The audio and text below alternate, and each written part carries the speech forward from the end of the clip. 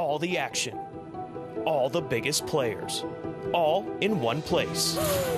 Follow the action from the racetrack to the sales ring at Keeneland on closing day of the spring meet.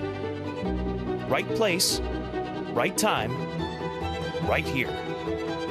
Make your move at the April Selected Horses of Racing Age sale, Friday, April 25th at Keeneland. Learn more at april.keeneland.com.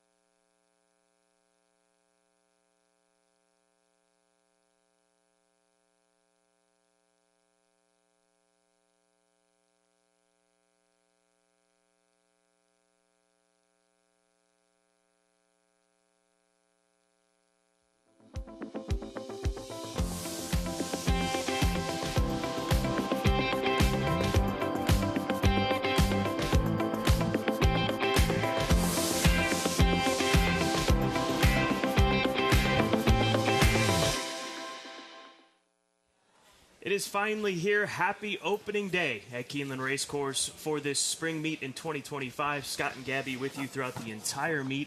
Better late than never, worth the wait, as we've got 8 consecutive days of racing now over the course of this opening week at Keeneland. It's crazy. You know, I was reflecting on at least our jobs at Keeneland over the past several years, and we've experienced some wild moments.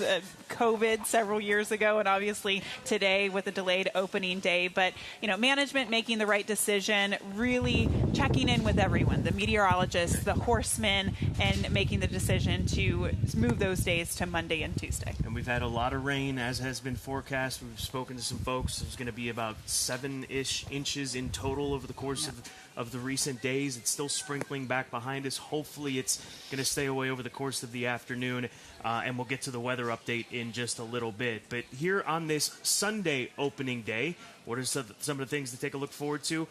Kids Club Family Day. That's located in the North Terrace. So for those making their way out here on this opening day with the families, take advantage of Kids Club. I saw some kids out here in their rain gear, rain boots. It's spring break too, right, in the area? So last week, at least in Louisville. I don't know about Lexington. No, I think it's spring break this week, here in Lexington. So Kids Club Family Day, our first argument. We're 90 seconds in. Okay. Good. And then also, as you can see behind us, as the renovations continue to take shape, it really is giving us an indication of what this place is going to look like. And here's a look at the artist rendering of the renovations here, the new building over near the sales pavilion, the grand entrance that is directly behind us here that will be part of the new paddock area, the new experience here at Keeneland Racecourse. But since we've been here in the fall, boy, it looks a lot different, and we're starting to see what this is going to look like in reality come this coming fall. Those arches that you can kind of see in this rendering are incredible. They're up now. Obviously, the facade isn't up with the stone, but beautiful. And what I love is that they repurpose some of the stone from Keeneland, and so it really it kind of keeps the integrity of Keeneland Racecourse, and it just molds right into the surroundings here in the bluegrass. It's new, but it looks like it's been here for 100 years, right? That's exactly what it's going to be like. And as I said, it's starting to take shape behind us here at the paddock side of the facility here at Keeneland Racecourse. For more on the weather, let's check in with our friends at WKYT. For your Keeneland forecast, it's going to be important to make sure you bundle up for the races. We are tracking temperatures in the 40s for our day today and a couple rounds of light but gusty showers. So grab that raincoat, be ready to enjoy your favorite horses and have some fun. We're going to have plenty of fun and dress plenty warm over the course of these days, as anybody here in Lexington can just step outside and understand. And if you need any of the gear, head over to the Keeneland gift shop. They've got you taken care of as far as gloves and hats and jackets and all that stuff that'll keep you warm. And umbrellas. Yes, umbrellas. Which ours is still missing. It's been 5-6 years now. It's been missing.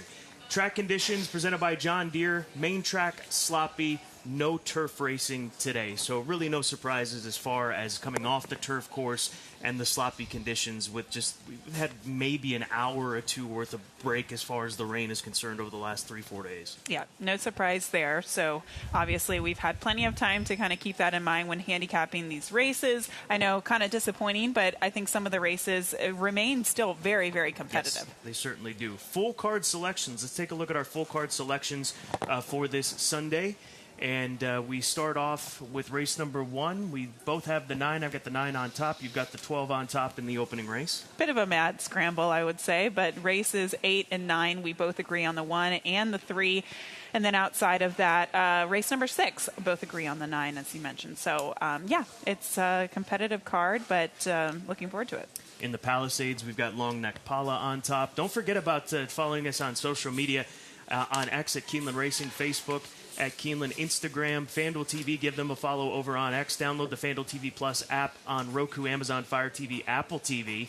And also, don't forget to download the Keeneland Race Day app. And for those of you that haven't, we suggest that you do so and urge you to do so. And for those of you that already have and have been taking advantage of it over the course of the meets in which we've had it available, there's some new features on there that you're going to want to check out. AI Insight. We're in the age of AI, so there's AI Insight there with some thoughts on these races. Can we ChatGPT? Can we out-handicap the AI? I don't know. We might be replaced. Might be gone, yeah. We might AI. be replaced. There's going to be robots here in 5 years. Maybe. Fingers Hopefully crossed. Not. So that's a look at the social media. Race Day app, don't forget to download that with that AI integration here for this spring meet, and obviously moving forward. But let's get into it. Let's get into our featured events of the afternoon, and starting with race number 9, the Grade 2 Middle Ground Capital Beaumont. Big scratch in here. Eclatant would have been the favorite in this race. She's been withdrawn from here for Stone Street Stables and trainer Brad Cox. So GW's Girl moves in to the pole position as far as the morning line favorites, and probably the post-time favorite come post-time at 5:16 Eastern Time. Yeah, GW's Girl is an interesting type because she won her first race. That was on the turf. She came back here in Keeneland and ran against the boys in the Indian Summer. That was again on the turf. Greg Compton, he's from Arkansas. He winters in Oaklawn. No turf there. So there was an opportunity to run her on the dirt. She might be even better on the dirt than on the turf. It sure looks like it. I mean, she's won 2 stakes races coming into this afternoon down at Oaklawn Park, January, February. Here she is in early April, and she's my top selection. I've got GW's Girl on top. She was always going to be my pick in this race, even if Eclatant was going to be competing. But we'll take it back to her run in the Dixie Belle. She beat a filly named Miss Martini, who would come out of this race and win a restricted stakes event last weekend at Oaklawn Park on Sunday. So a live race there. Prior to this stakes win in the Mockingbird Stakes, she beats She's So Spicy, who we're going to be seeing running here in the next couple of days, who's got a big opportunity, I think, to win a race here at Keeneland. But I remember having a conversation with Greg Compton back in January when she won the Mockingbird, the race prior to what we just showed you, asked him about the potential of stretching her out. She's a 3-year-old filly, and taking that opportunity, as many so often do, because of the big races. And he says, well, she might be a little distance limited, and he's keeping her at these one-turn distances. So he's not pressing the issue, and I appreciate that with this Munnings filly that they bought back in 2024. So I've got her on top. Continuity for Eddie Keneally on the cutback and distance. She tried to tackle Immersive the last we saw her in the Darley Alcibiades in October of last year here at Keeneland. She didn't run bad. She finished 4th, but she's back to sprinting, which she's undefeated at a one-turn distance. And then the number 5 horse Stunner for Brad Cox, a Gervin filly. Gervin offspring, 22% winners on off tracks, and she's got good form overall, just second to Eclatant in the grade 3 forward gal. So 3, 4, 5 for me in the Beaumont Capital, or the Middle Ground Capital Beaumont here today, race number 9. My pages are going to fly away. I need to make sure I can see the soup of the day on this page. The feature today, I agree with you, GW's Girl. She was my top play as well. Now, there's always a question of whether or not she can get the 7 furlongs, but the way she's winning her races and kind of the gallop out after the races leads me to believe that she shouldn't have any issue with the added distance. Now, Stunner, though, she becomes a big threat in this race because I think she is actually in some ways just as good as Eclatant. I know she lost against Eclatant last time out, but she was forwardly placed in a race that completely collapsed. She had that outside post position. I just don't think it really went her way, and she can seemingly go past 7 furlongs. I don't think 7 furlongs should be an issue. She's very fast. So keep an eye on Stunner. I think she actually might come down off that morning line, obviously, with the scratch of the 1. And then the 6 horse, Verity, is going to be the last horse that I choose in the top 3. Her debut was really nice, and then she came back with back-to-back wins at Turfway. So I think she can kind of transfer that form here to Keeneland. Owen Hardy, he's had a good run over the last year or so plus, and it shouldn't be a surprise for a man who's done some great things over the course of his training career. For more on the Grade 2 Middle Ground Capital Beaumont Stakes, let's check in with Tom Leach. If you look at the morning line for the Grade 2 Middle Ground Capital Beaumont, it looks like a pretty well-matched group. So why not take a look at a horse that's a little bit of a price, and that gets us to Continuity. Trainer Eddie Keneally put her into the Grade 1 Alcibiades in just her 3rd start last fall. She ran competitively, and he thinks she can be better at 3 than she was at 2. She's really bulked up and decreased weight and muscle tone, and she's just a much more mature horse to look at now. She's much more powerful. She was a good-looking 2-year-old, but we felt like there was more to come physically as she got older, and sure enough, she looks twice the horse she did last fall. coming back and going in a grade 2, and this little longer than 7 furlong distance is certainly a big ask. What is that a concern, the distance? Not really. I mean, she ran a mile to 16 in October as a 2-year-old and in a grade 1 and didn't get beaten very far. So the 7+ distance is not an issue for her, even off the layoff. I don't think that's an issue at all. It's just quality fillies is the biggest issue, and that's what you expect when you run it in a grade 2 at Keeneland. You see the continuity ran in a maiden claiming race first time out down at Ellis Park. Keneally says that she's turned out to be better than they thought she was going to be, and now they think she could maybe be something special. Thank you, Tom. Thank you, Eddie. That is a look at the Middle Ground Capital Beaumont Grade 2. Let's roll it back a race to our co-feature on this opening day Sunday, the Palisades Stakes for 3-year-olds, now on the main track. So off the turf, as all the races are.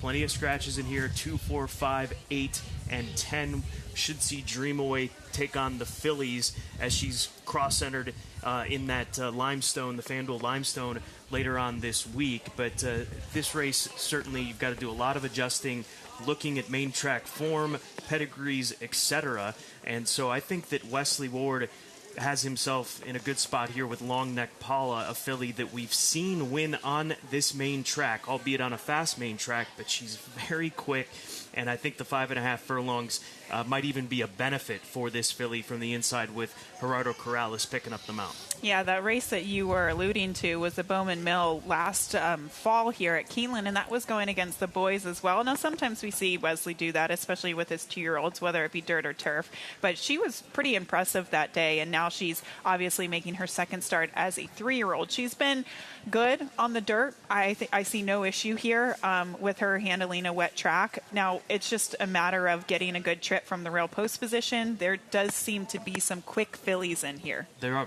as you would expect in a 5.5 furlong race. She's my top pick. I end up on her after the scratches and the move over to the main track. So Long Neck Paula, again, rider change to Gerardo Corrales for Wesley Ward, a 3-time winning daughter of Uncle Mo, who is a stakes winner a couple of times over, won a stake at Prairie Meadows, and then won the Bowman Mill, as Gabby mentioned, here at Keeneland. Turbulent Force is an interesting one for me with Flavian Pratt in town, as he's going to be here, I would imagine, a lot over the course of this meet. Riding for George Weaver. This is a colt that is quick. He's yet to try dirt, but he's a son of violence. Keeneland November sale grad that they bought for $60,000. I think he's primed for a big opportunity to try this main track here this afternoon. And then the number 3 horse, Normandy Coast, another Eddie Keneally runner, cutting back in distance. They tried him in the Gotham. He showed a little bit of speed. He didn't have a clean start whatsoever, but I think back to sprinting with Ben Curtis in the saddle with this Omaha Beach colt has some upside as well. So 163 for the Palisades on the main track today. You and I both agree. Same order here. The number 1 Long Neck Paula going to be the top play here because of that stakes win here at Keeneland back in the fall. And she has that prep at Turfway back on the 29th of March. The 6 Turbulent Force, I think in some ways he's got a better pedigree for the dirt than the turf, and he's been good on the turf. So maybe there's an opportunity for him to actually find his best surface today. Blinkers going on him, and I actually like him going this distance versus, I think the 5/8 at Gulfstream last time out was just too quick for him. He was almost run off of his feet, and I think that's probably why they put the blinkers on him, maybe just to sharpen him up. So he could be very sharp today. So 163 for me as well, Normandy Coast to round out that trifecta. That's a look at our 2 stakes races later on in the card, but we're going to get the meet underway as we typically do, even with opening day changing to Sunday. We still have a 2-year-old race to start off this meet, and there are some scratches in race number 1. Golden Keen, the number 1 horse, is out. Baytown Casina is withdrawn. If you miss any of these scratches, Kurt Becker's going to have them for you as we get closer to the opening race here at the top of the next hour. But in race number 1, you've got a Wesley Ward runner in Daphne Blue, Joel Rosario riding a daughter of Munnings, a filly that he bred, who's got a big opportunity here today to give Wesley another 2-year-old race. And this is a matchup that we look forward to.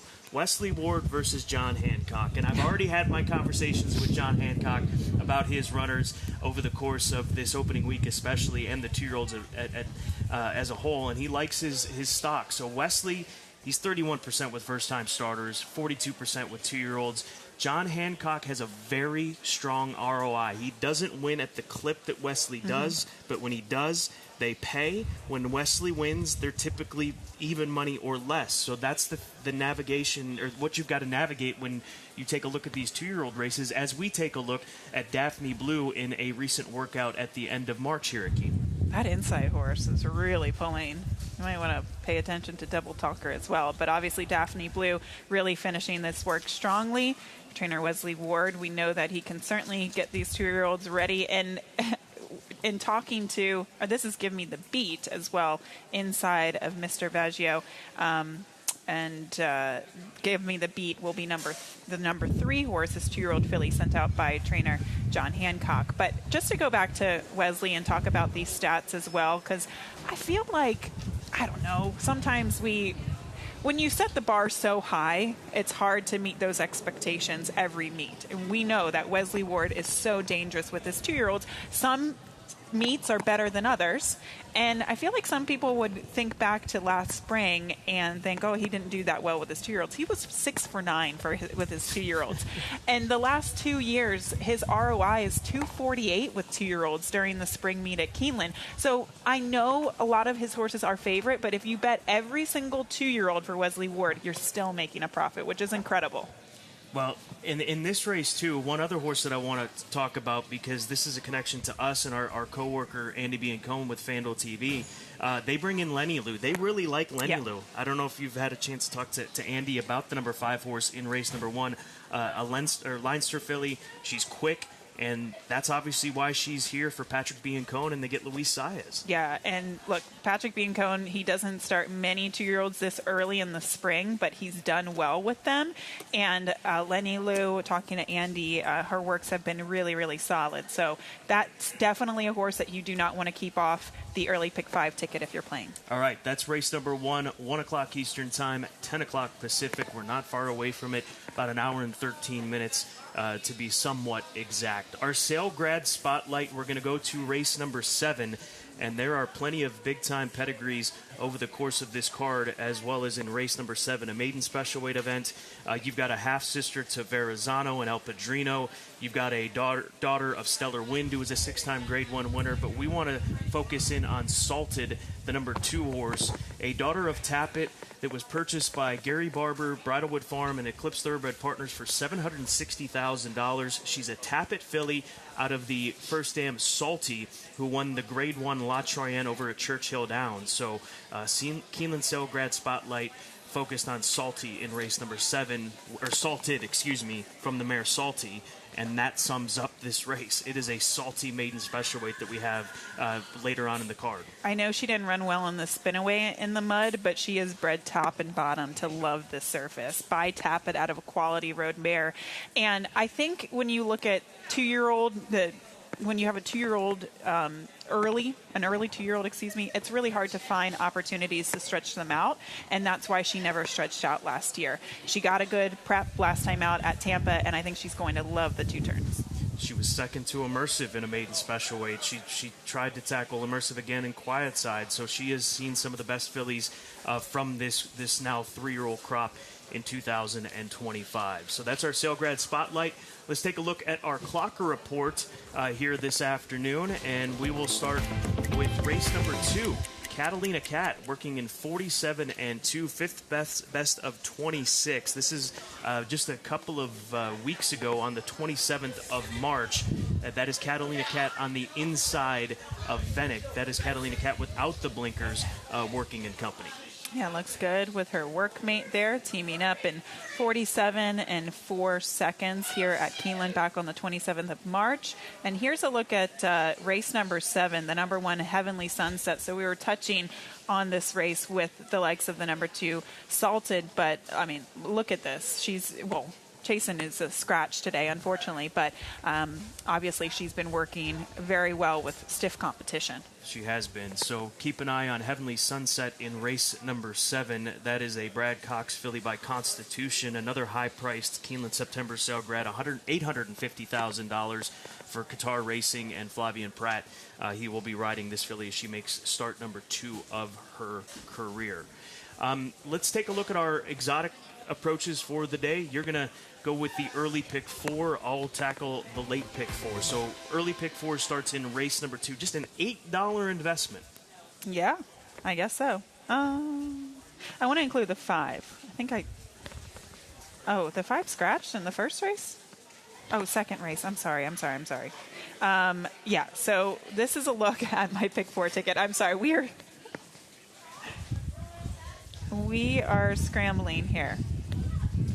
I don't think this is correct, so I'm not going to talk through it. Well, you've got Daphne Blue to start things off. Yes. Or the 12 in race number 2. Nonetheless, All right, it's byword for Robbie Medina. Anyways. Off to a cracking start here today. It's all right. There were a lot of changes that came in today. So, sorry, guys. This is a pass. No doubt about it. I am going to invest $13.50 in the late pick 4. Race number 7, 2, 5, and 8. Salted, the filly we talked about. The number 5 horse, Plaza Q for Kenny McPeak. And then the 8 horse, High Note. That is the half-sister to Verrazano, who won the Grade 1 Wood Memorial and Grade 1 Haskell. So a big pedigree there. Second time out for that filly. Plaza Q in race number 7, there's so many big pedigrees, big purchase prices, but she is a filly that Kenny McPeak, Bakari Racing Stable, and Dream Walking Farm bought for just $17,000. That is Kenny McPeak to a T. Yes. And I think that she is the one to beat in that race. She comes in off of a career best effort, beaten by Princess Aliyah, who we saw for the coach break that maiden that day, and then she went on to the Fantasy in her next start, couldn't quite keep up with the likes of Quiet Side and Whit Beckman's horse, but I do like Plaza Q a lot, but I'm using a couple of others. In race number 8, the Palisades, using my top 3 selections, 1, 3, and 6. GW's Girl is my single in the Middle Ground Capital Beaumont Stakes, that Grade 2 event going 7 furlongs. And then in race number 10, another off-the-turf race, 9, 10, and 12, with horses that have dirt form. That's really what it comes down to for me. Injunction for Doug Cowens, Money Supply, the 10 horse, who's made a lot of money for Joe Sharp since they claimed him some years back, and then the number 12 horse, Laganos, for Steve Asmussen, a horse that I've always liked. He does well on dirt. He's just won on the slop at Fairgrounds in the Woodchopper Stakes, so he is a contender. So $13.50, late pick 4, starting with race number 7. All right, I promise you, by the time race 2 rolls around, we're going to have that pick 4 for you. It's a deep tease. Stay with us. We'll do it. Stay with us. Stand by. Let's take a closer look at race number 10. Race taken off the turf to the main track. 2, 4, 5, 7, 8, 11, 13, and 14 all scratched.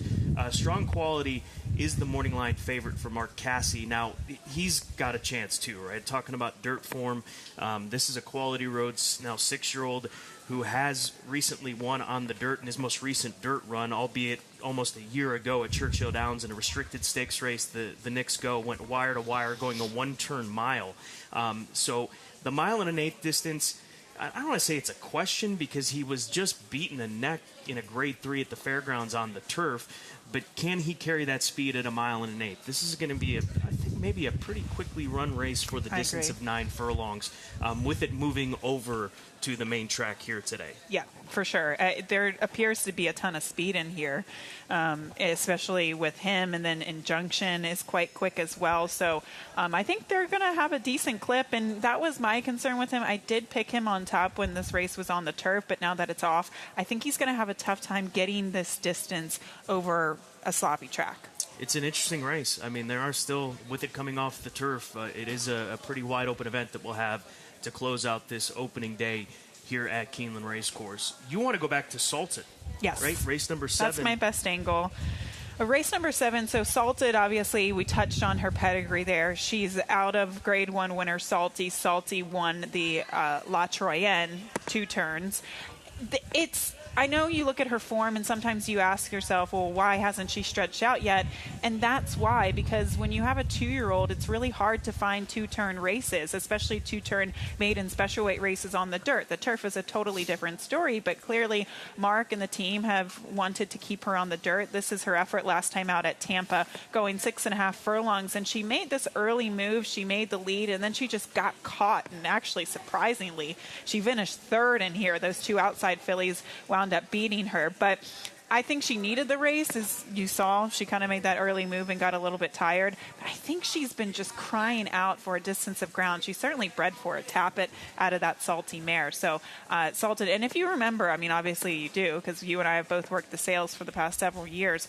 Most of her foals have gone for very high prices, and they've all been beautiful foals, this one included. A $760,000 Keeneland September yearling that is salted in race number 7. Tom Leach, he's going to bring you a long shot play early on in the card. Race number 2, it's a maiden 30 event. A mile and an eighth is going to be the distance in which they will compete, and he's going to the number 9 horse, that is Midnight Survivor. Jose Ortiz, Joe Sharp, gelding by Midnight Storm. Quite a few changes being made here with this 3-year-old gelding. Blinkers come off. He adds distance here considerably. He was debuted at 6 furlongs and moves over to the dirt for the first time, having debuted at Turfway Park. So the idea for Tom Leach, class drop, strong angle for this trainer. Jose Ortiz takes the mount, and Jose Ortiz coming off of one of the most impressive, dominating meets that I can think of in the last 5 years, maybe 10 years, the way that he dominated at fairgrounds. I mean, he had that title wrapped up in probably January with the amount of wins that he had. He's winning at 35%, and Joe Sharp contributed to a lot of those wins as well. When they teamed up over the winter down at the fairgrounds, they were very strong. Joe Sharp also with a phenomenal meet at the fairgrounds this season. So that horse had a bad break last time out too. So definitely use that horse if you're playing those multi-race wagers. Jose's going to have a big meet. Unfortunately, Tyler Gaffleone's sideline right now, so if you're wondering where he's at, he is on the sidelines right now. We wish him a speedy recovery,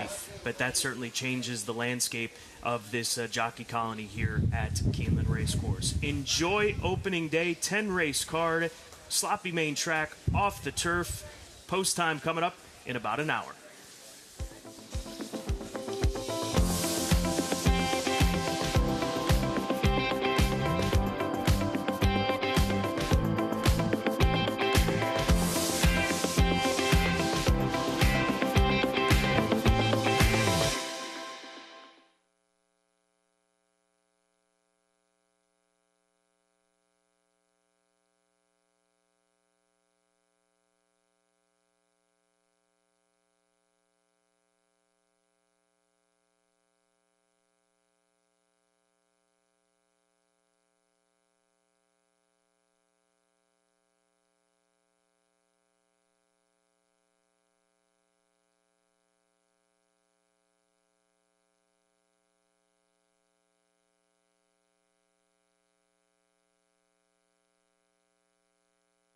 All the action, all the biggest players, all in one place.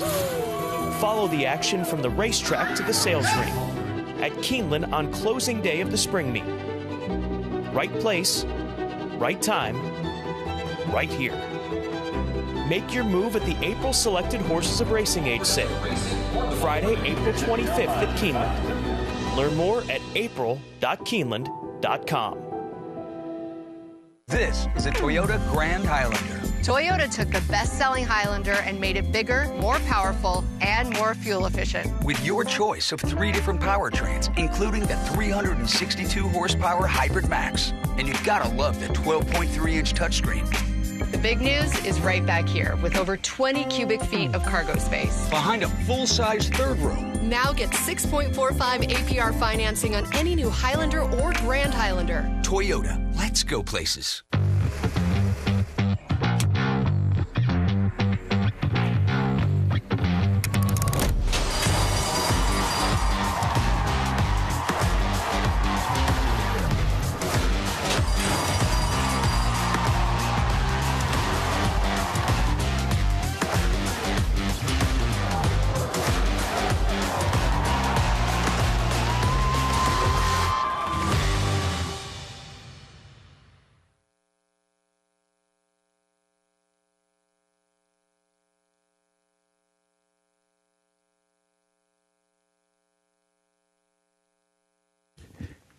Keeneland welcomes the pre-professional company from the Lexington Theater Company's Artist Development Program to the paddock.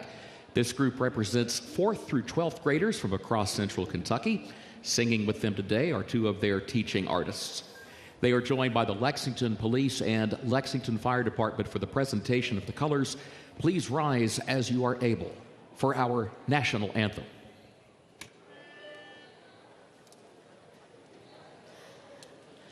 Oh, say, can you see by the dawn's early light what so proudly we hailed at the twilight's last gleaming, whose broad stripes and bright stars through the perilous fight o'er the ramparts we watched were so gallantly streaming, and the rocket's red glare, the bombs bursting in air, gave proof through the night that our flag was still there.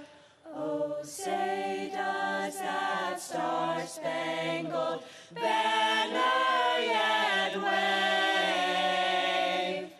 o'er the land of the free and the home of the brave?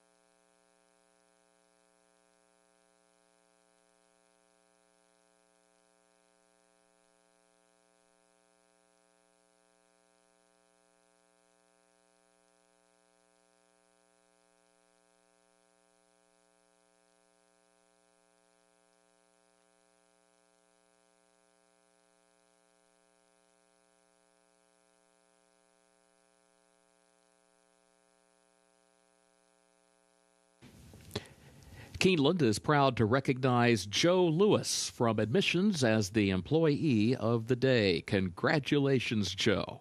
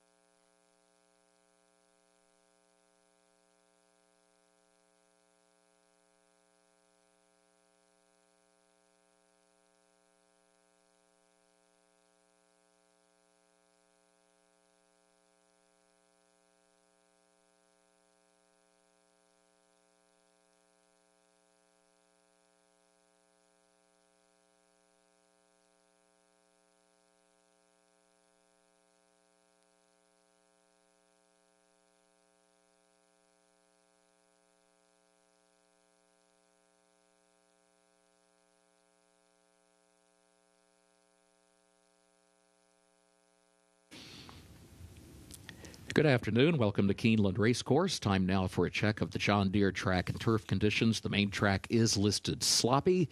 We are off the turf today, so all 10 races to be contested on the main track currently listed sloppy. Time now to take a look at the program changes. First race, where the first of the day's rolling doubles and pick threes, also the early pick 5 gets underway.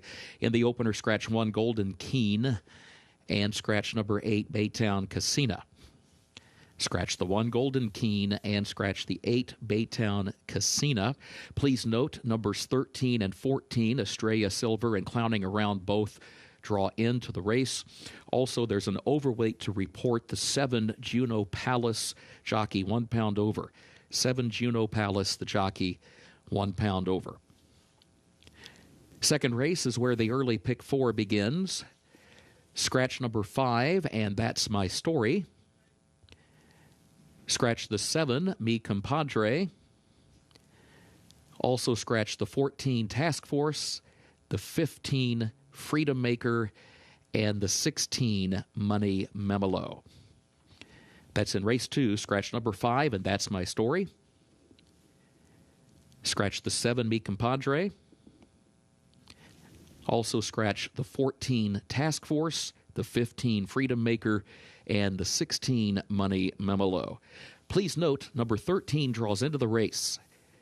13, Q Country Roads, draws into the race. Carlos Barbosa, the jockey, as programmed. Third race comes off the turf, 1 mile main track. Third race off the turf, 1 mile on the main track. In that third race, scratch number 4, Expatriate. Scratch the 7, Romantica. Scratch the 8, Twirling Good Time. Scratch the 10, Quietly. Scratch 12, Storm Miami. And scratch 13, Sierra Sky. That's in the third race. Scratch 4, Expatriate. Scratch 7, Romantica. Scratch 8, Twirling Good Time. Scratch the 10, Quietly. Scratch 12, Storm Miami. And scratch 13, Sierra Sky. Please note there's a jockey change on number 2, Goats on a Tree, Jose Ortiz. Number 2, Goats on a Tree, the jockey, Jose Ortiz. The weight is okay. Overweight, number 1, 3 coins, 2 pounds over. That's in the third race. Number 1, 3 coins, jockey, 2 pounds over. Fourth race, scratch number 1, Up to No Good. Scratch number 2, Canisius. That's in the fourth race. Scratch number 1, Up to No Good, and scratch number 2, Canisius. Race 5, off the turf, 1 1/16 on the main track. Race 5, off the turf, 1 1/16 on the main track. No superfecta on race 5. Scratch number 1, Miwa. Scratch number 3, Suggesta. Scratch the 4, Federalism. Scratch the 6, Waves of Mischief. Scratch the 7, Lady Firefoot.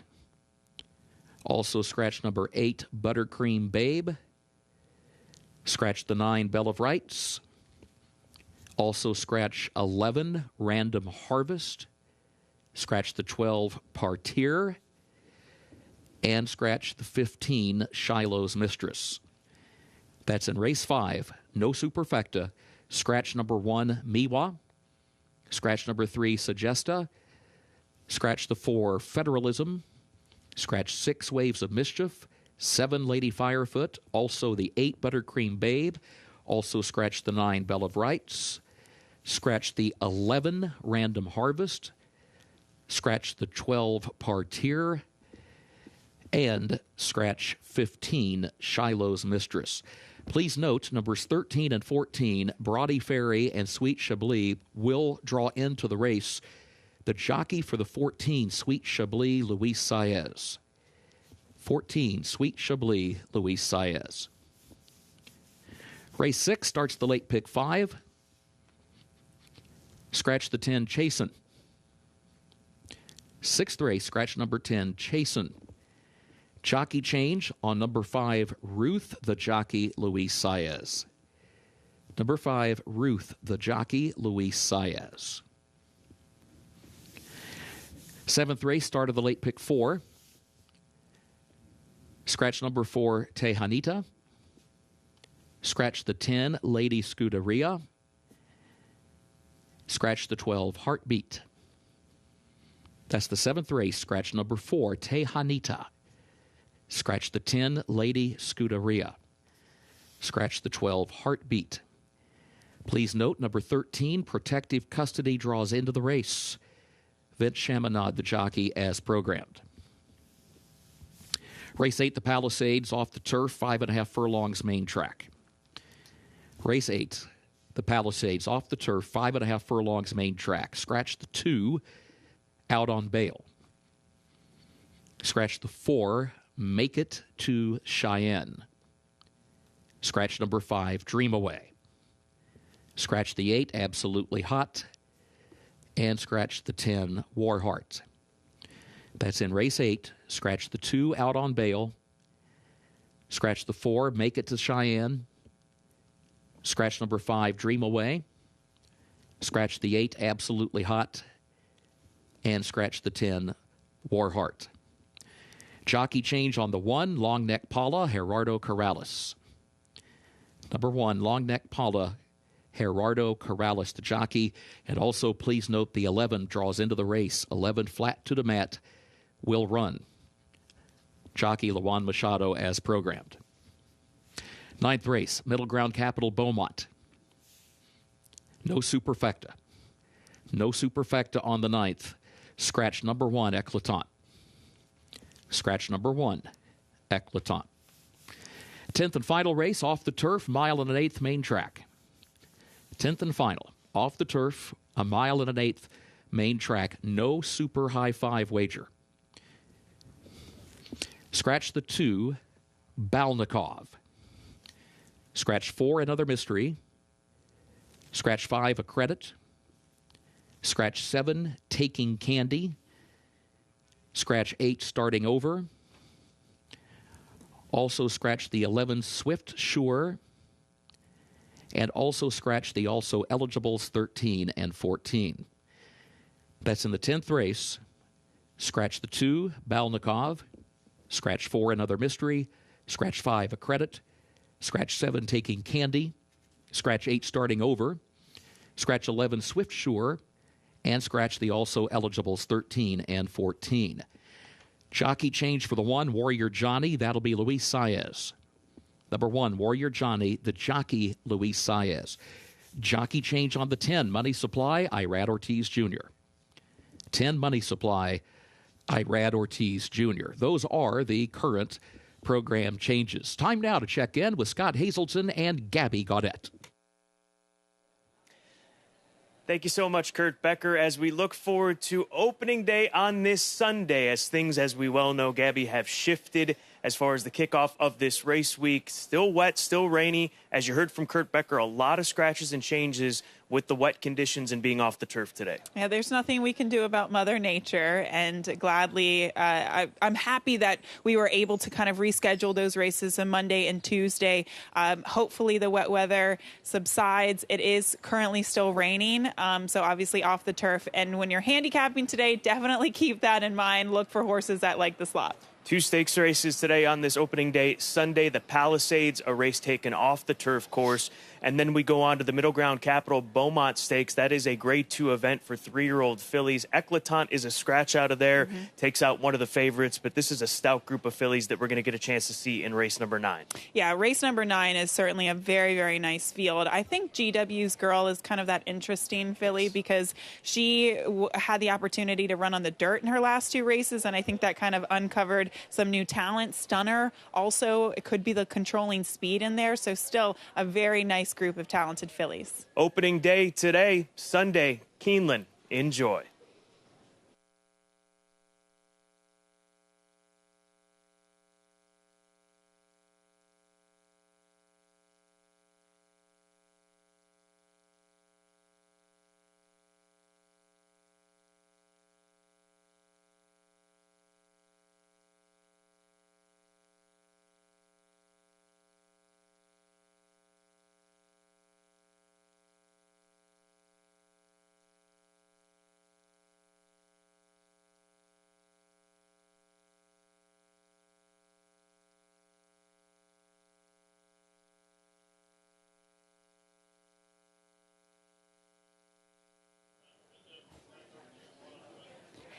happy opening day here from Keeneland Racecourse, and it wouldn't be springtime at Keeneland without these baby races. 2-year-olds in the paddock here for today's opener, and of course it wouldn't be a 2-year-old race without a Wesley Ward entrant, would it? The 12 Daphne Blue opens up as the 8-5 favorite. Not surprised to see that. Wesley Ward, obviously a very dominant in these 2-year-old races perennially, including the last 2 years. So I went back and did some digging, because each and every year we always say it's so hard to get around these Wesley Ward 2-year-olds, and they always go off at short prices and you can't make money betting them. So I did some digging over the course of the last 2 years, and in fact the ROI, if you bet every single one of his 2-year-old performers, win or lose, here at Keeneland, still $2.48 for a $2 win bet. So obviously you're still making a bit of a profit, low profit, but it is still a positive ROI if you do decide to do that here. And I remember speaking to Wesley Ward in years past about the key to post positions in these 2-year-old races, and he said better out than in. He likes these outside post positions a little bit better than the inside post positions, because if anything goes wrong, if you don't get a good clean gate break, it's so hard to recover with those inside post positions. So the 12 Daphne Blue, she has a good outside post, and she's by money, so should take a liking to this wet track today. The mare that she's out of, One Hot Wish, she did win first time out, and 4 of the siblings to this 2-year-old filly also won in either their first or second start. So a very precocious pedigree. One other note too, I did some more digging in terms of what riders had the most success in these 2-year-old races for Wesley, and it was Joel Rosario. So when you see Wesley obviously go to several different riders over the course of the meet in these 2-year-old races, he has had the most success with Joel Rosario, guiding 4 of those wins over the course of the past couple of years. All right, we'll take a look at the 5, Lenny Liu. This is a second pick for me. She's 3-1. Speaking to my coworker and Andy Biancone, it seems like her dad, Patrick, and she are both pretty high on this filly. She's been working quite nicely in the morning. Not much to glean from this stallion, as he is a first crop stallion, so this is his first foal to race, and obviously he really started to get good when he started sprinting on the turf. He would eventually become 3rd in the Breeders' Cup Turf Sprint. So we'll see what his progeny can do today. But they've been pretty impressed by some of the works in the morning, and she attracts the likes of Luis Saez. Finally, the number 9, Cadabra, is certainly a horse you have to use for trainer Todd Pletcher, a filly by Good Magic. This is the the half-sister by Uncle Mo, actually won first time out at Saratoga. Now, that was on the turf, but at least a first-out winner, the only sibling to race. I found a really interesting note for Todd Pletcher's 2-year-olds. He hasn't had a 2-year-old start this early in over 5 years. In fact, the earliest that he had was last year, and that was on Derby week, and the horse finished, I think, 8th as the favorite. So keep that in mind. Sometimes his 2-year-olds really start to get going late May, early June, and then obviously onward towards the start of Saratoga in the summer. So Cadabra here on the board at 3-1. I'll take a closer look at some of these fillies as we go postward and report trackside in a few moments. Good luck.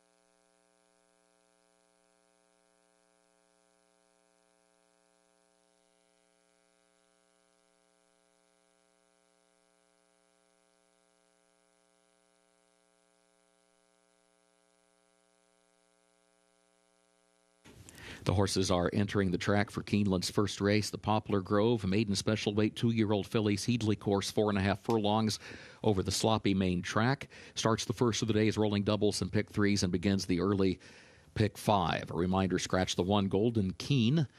Also scratch the 8 Baytown Cassina. Both 13 and 14 draw into the race. Estrella Silver and Clowning Around, they both draw in. Overweight, the 7 Juno Palace, jockey 1 pound over.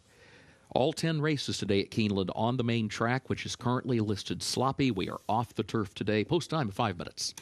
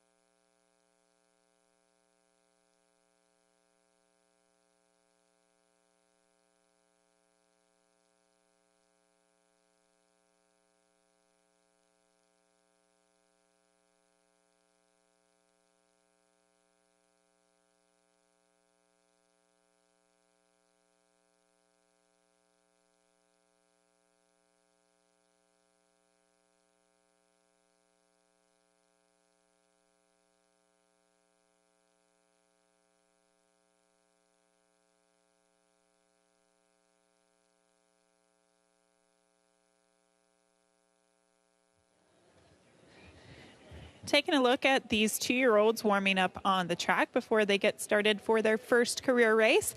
The number 3, Give Me the Beat, is a lovely looking filly out there for trainer John Hancock. And of course, each and every spring we can look forward to John Hancock and his 2-year-olds. They're always very well meant, and he can pop up with a nice win every spring meet here with his 2-year-olds. And you oftentimes get good prices on his horses too. 9-1 versus 9-5 on that Wesley Ward first time starter. Now, she will have to work out a trip from this inside post. I don't think that that's going to be an easy task. Obviously, with the scratch of the 1, she does now draw post position number 2, but she's bright, focused, and I really like her energy on the track today.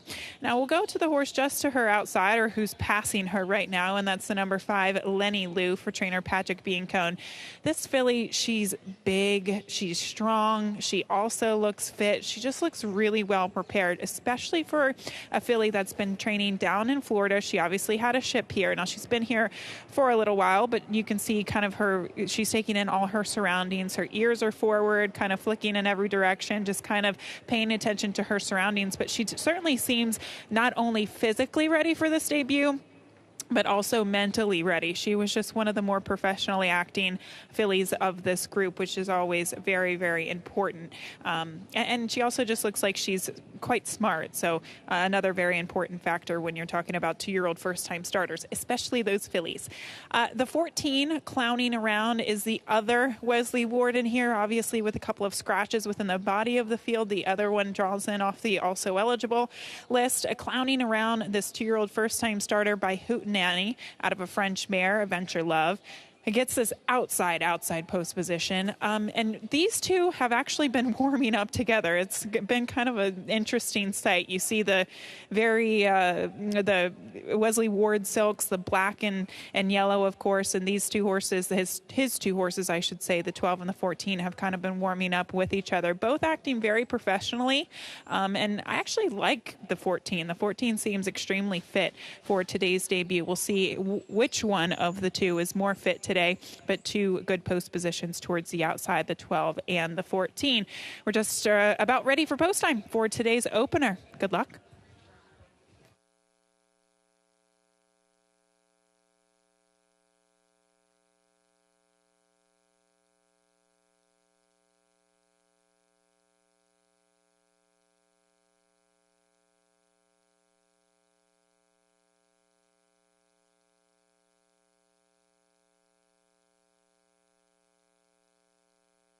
Horses have reached the starting gate for Keeneland's first race, the Poplar Grove, start of the early pick 5.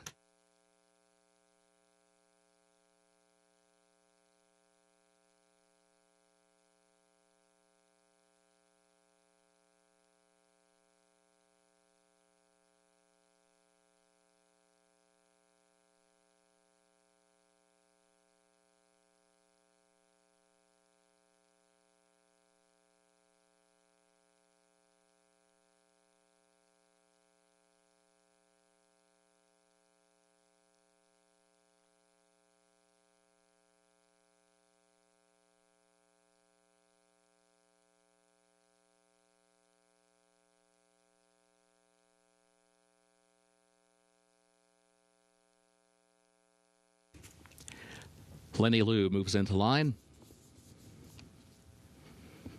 Daphne Blue.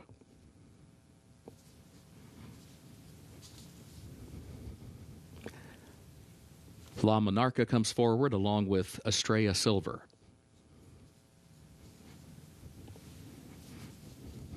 And now Juno Palace.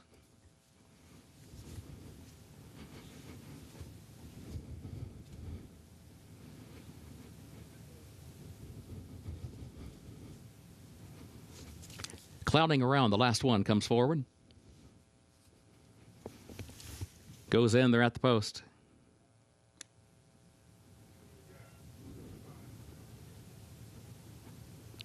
And they're off. There goes Cadabra out for the lead. Clowning around is up close in second. In the opening strides, Lenny Lou is third. Daphne Blue is in fourth position. Australia Silver is going to be caught wide around the turn. A lot of shuffling just in front of that one. The Little Sultana is going to move up 3 wide into the fifth position and is followed by Chambord Sin. Then Give Me the Beat, who's there between horses. Honor and Obey comes next. La Monarca, then Australia Silver, who is wide off the far turn and is followed by Juno Palace. Dragon Navy is last. Cadabra, the leader. Cadabra leads Lenny Lou by 3 lengths coming to the 8th pole. And then further back, Daphne Blue is in third. Clowning around is fourth. And here comes Lenny Lou taking aim of the final furlong, but has to catch Cadabra. Cadabra to the inside, Lenny Lou to the outside. Past the 16th pole, Lenny Lou kicks in, and Lenny Lou moves up on the outside. Lenny Lou, Luis Saez, Lenny Lou, successful career debut here this afternoon. Cadabra was across the line in second position. Chambord Sin made up ground to be third.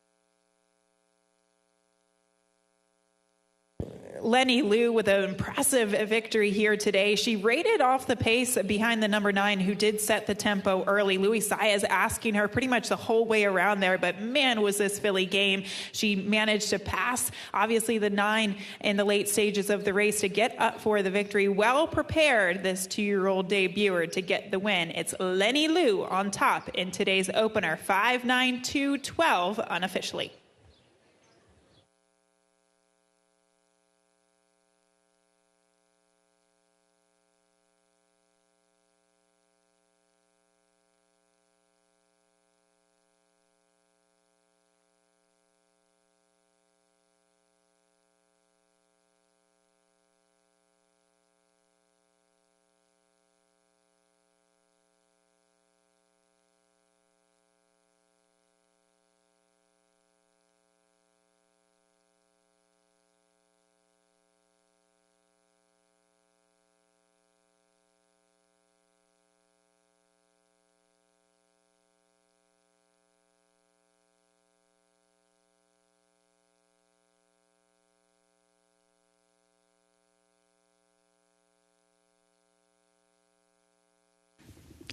The unofficial results of Keeneland's first race. Number 5, Lenny Lou was first. Number 9, Cadabra second. Number 2, Chambourcin third. And the 12, Daphne Blue fourth. 5-9, 2-12. Unofficial.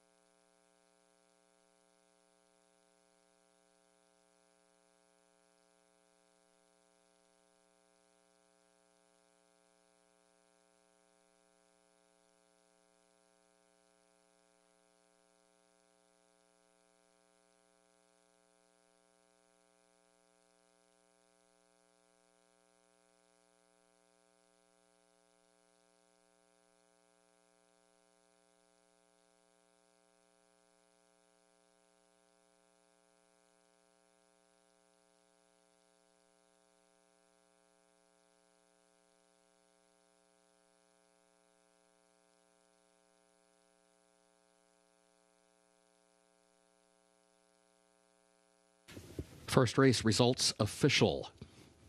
5-9, 2-12, the official results. Into the winner's circle for the first, the Poplar Grove, number 5, Lenny Lou. Owned by Amy Dunn, trained by Patrick B. and Cone. Luis Saez, the winning jockey. Lenny Lou, 2-year-old filly by Leinster. Out of Lulu's Pom Pom by Pomeroy, bred in Florida by Helen and Joseph Barbizon. The 4.5 furlongs over the Headley course. Main track sloppy today, 52.32 seconds.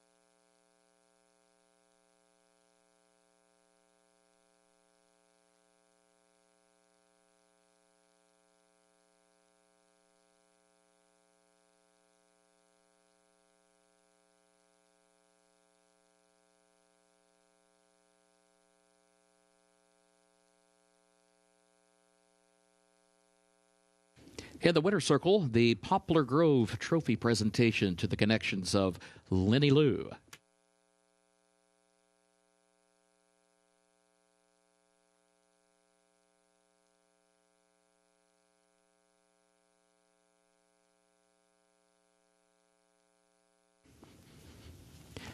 Keeneland's second race upcoming, double and pick 3 wagering start of the early pick 4. A reminder, all of the Keeneland races today to be contested on the main track, which is listed sloppy. We are off the turf today. In this second race, scratch the 5, and that's my story. Also scratch the 7, Mi Compadre. Also scratch 14, Task Force, 15, Freedom Maker, and 16, Money Memolo. A reminder, number 13, Q Country Roads, draws into the race. Jockey Carlos Barbosa as programmed.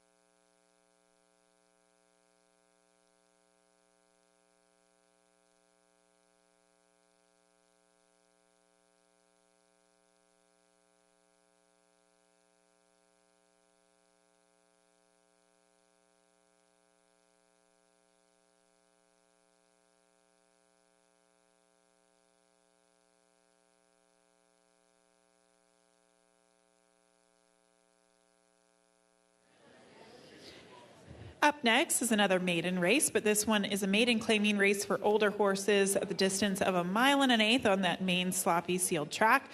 Mr. Chuck is going to be the top play for me at odds of 5-1. Dale Romans has had a tremendous winter down there in South Florida at Gulfstream Park, and obviously contributed to a lot of wins so far this year. 15 wins, 26%. So we'll see if Dale Romans can kind of transition those winning numbers, winning ways here to Lexington. The 2 Mr. Chuck, he did debut at Turfway. I went back and watched the replay, and it was kind of a weird trip. This horse actually broke well. You can see that in the short comment there, it says it broke sharp and faltered. He did break well, but then after that, he was never really asked. And then it just looked like he had kind of a difficult time after that wide, and he just didn't look very comfortable. But I anticipate this horse, now stretching out in distance, to be on the lead. Given his gate break, it was very fast, and then he was taken off the lead. I think this is a horse that wants to be on the lead, will be forwardly placed because he is so sharp out of the gate, and that was kind of the thought process there. Now, he still has to go from 6.5 furlongs to 1.125 miles, so stamina is obviously a question, and I think you have to really ask yourself, what is a fair price on a horse like this? The number 6, Bob, is next for trainer Brad Cox, taking a drop in class to the $30,000 level. We've seen these class droppers for Brad during this meet, or not this meet, but prior meets, whether it be the fall or the spring, and usually they win. This horse, however, we'll see what he can do today. His debut was impressive. There's no doubt about it at Oaklawn. Finished a nice third there against Maiden Special Weight Company. And then he came back and really never showed up whatsoever in his second career start. I did think that was a much tougher group than the company that he faced first time out, despite it still being Maiden Special Weight Company. It just seemed like a saltier group. So the drop in class is obviously going to make him a threat, but he's another one. Ask yourself, what is a fair price? Obviously, the connections will be bet just because of the fact that they win with these types of horses. The 11 Paved in Gold is the final horse here for me for trainer Grant Forster. So they claimed him for $40,000 and then immediately took him to the turf. Now, he ran well in those races. He nearly won first off the claim on the turf at the fairgrounds, and they came back with a little bit of a subpar performance. But what I like about him is that if the 2 doesn't show that gate speed or doesn't really want to go 1.125 miles, I thought this horse could really benefit from a forward trip. He clearly showed speed 2 starts back. He has shown speed in many of his races, whether it be on the dirt, the synthetic, or the turf. And I think this outside post position gives him some options. So either he goes to the lead and goes gate to wire, or he can maybe track the speed off of some horses towards his inside. I did like the post position considering this horse's running style, and obviously he's been able to go the distance of 1 mile, even 1.16 miles at the fairgrounds last time out on the turf. So I'm hoping that he can get the 1.125 miles. But this will be a very interesting race because stamina comes into play. There are a lot of sprinters stretching out. It's kind of an odd race at that. When I was originally handicapping this race, I thought it was a sprint race because there's so many sprinters in this race, and they have to go from sprint distances to not just 1 mile or 1.16 miles, 1.125 miles. So they're really going to be testing for stamina here this afternoon. We'll take a closer look at these horses and report trackside in a few minutes as horses get saddled for the party here in race number 2.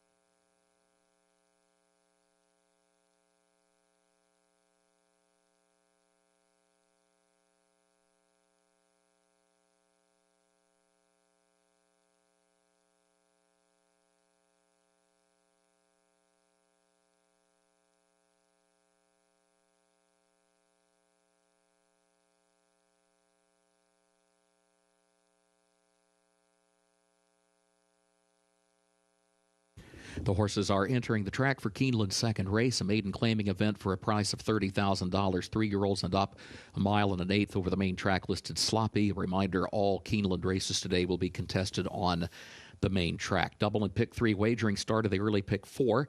Scratch number 5, and that's my story. Scratch the 7, Mi Compadre. Also scratch the 14, Task Force, the 15, Freedom Maker, and the 16, Money Memolo. A reminder, 13, Q Country Roads draws into the race. Carlos Barbosa to ride as programmed. And again, we are off the turf today, all main track day here at Keeneland. Start of the early pick 4, post time, 7 minutes, sloppy track.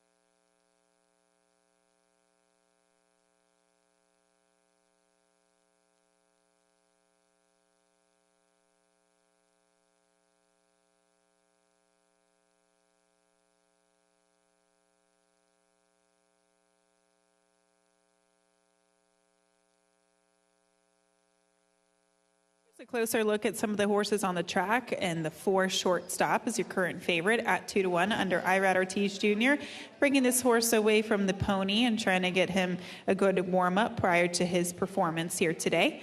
He's another one where I think stamina is going to come into play. He's raced 9 times before in the past, and he hasn't gone farther than 7 furlongs. And in fact, that was the last time that he was on the dirt. He did go the distance of 7/8 at Churchill Downs against high-level maiden claimers. So certainly this horse seems competitive against this group because of the class relief, but he is very sharp, I should say. He was on his toes very much so in the paddock and even walking down the horse path. And right here you can see Irad Ortiz Jr. just having a really strong hold of him, taking a tight hold of the reins and trying to put his hands down on his withers just to get him to relax a little bit instead of hobby horsing around. And that's one thing that I look for horses that are stretching out in distance.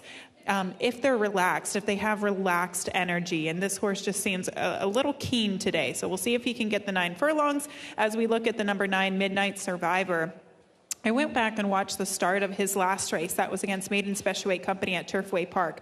This horse had a very, very awkward gate break. Now, today the blinkers come off. I'm not saying that he was going to win. I don't think that that was the case, but he definitely wasn't helped by the gate break. Now, he does seem a little bit on the immature side, so I can understand why he's in for $30,000 today. He's having fun out there in the slop with jockey Jose Ortiz, and it is a big ask of him to go from 3/4 to a mile and an eighth. But I do think that with a cleaner gate break, obviously this helps his horse's chances today, and hopefully experience is key. Just his outside in the starting gate is the number 10 horse, Catalina Cat. He also made a nice appearance. Now, Eddie Keneally horses usually do. I should say that. They all look well turned out, and they all look very confident on the track, and definitely is the case in how I would describe Catalina Cat. He's also a clocker pick today. According to the clockers, at the base end of Catalina Cruiser breezed a sharp 4 furlongs and 47-2 for trainer Eddie Keneally back here at Keeneland on March 27th. And he was working in company with the stablemate Venick, who actually ran against tougher horses at Colonial Downs. He ran against Maiden Special Weight Company and managed to finish 5th against that group. So maybe something to consider for number 10, Catalina Cat at 11-1. We are 3 minutes away from race number 2. Once again, this race does kick off that early pick 4. Good luck.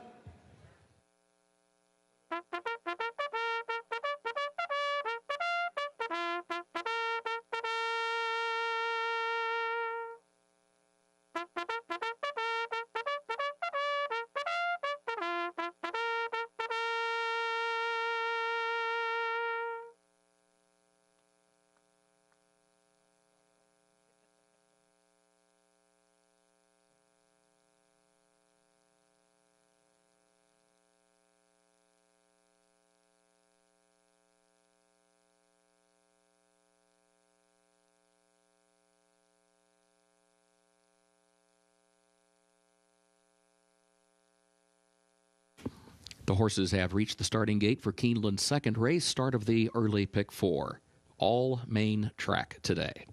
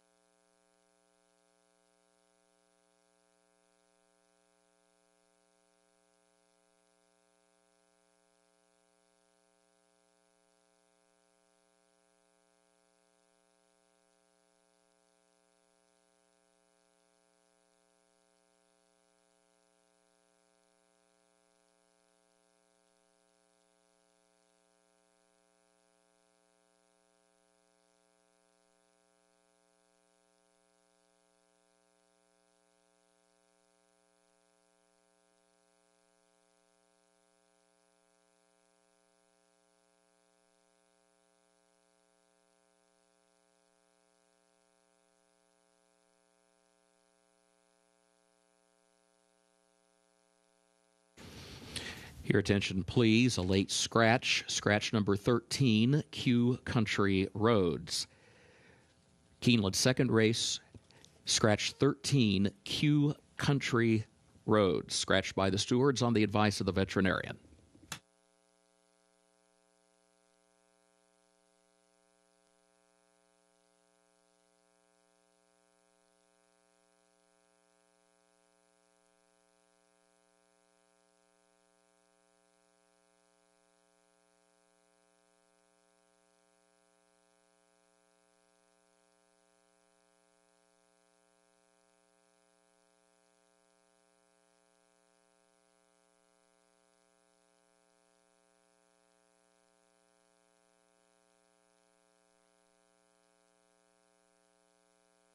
Horses moving into line for race 2.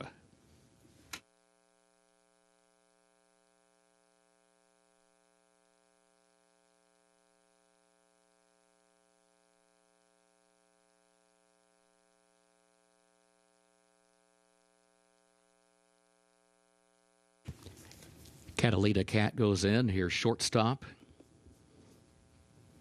Paved in Gold. Now Baobab.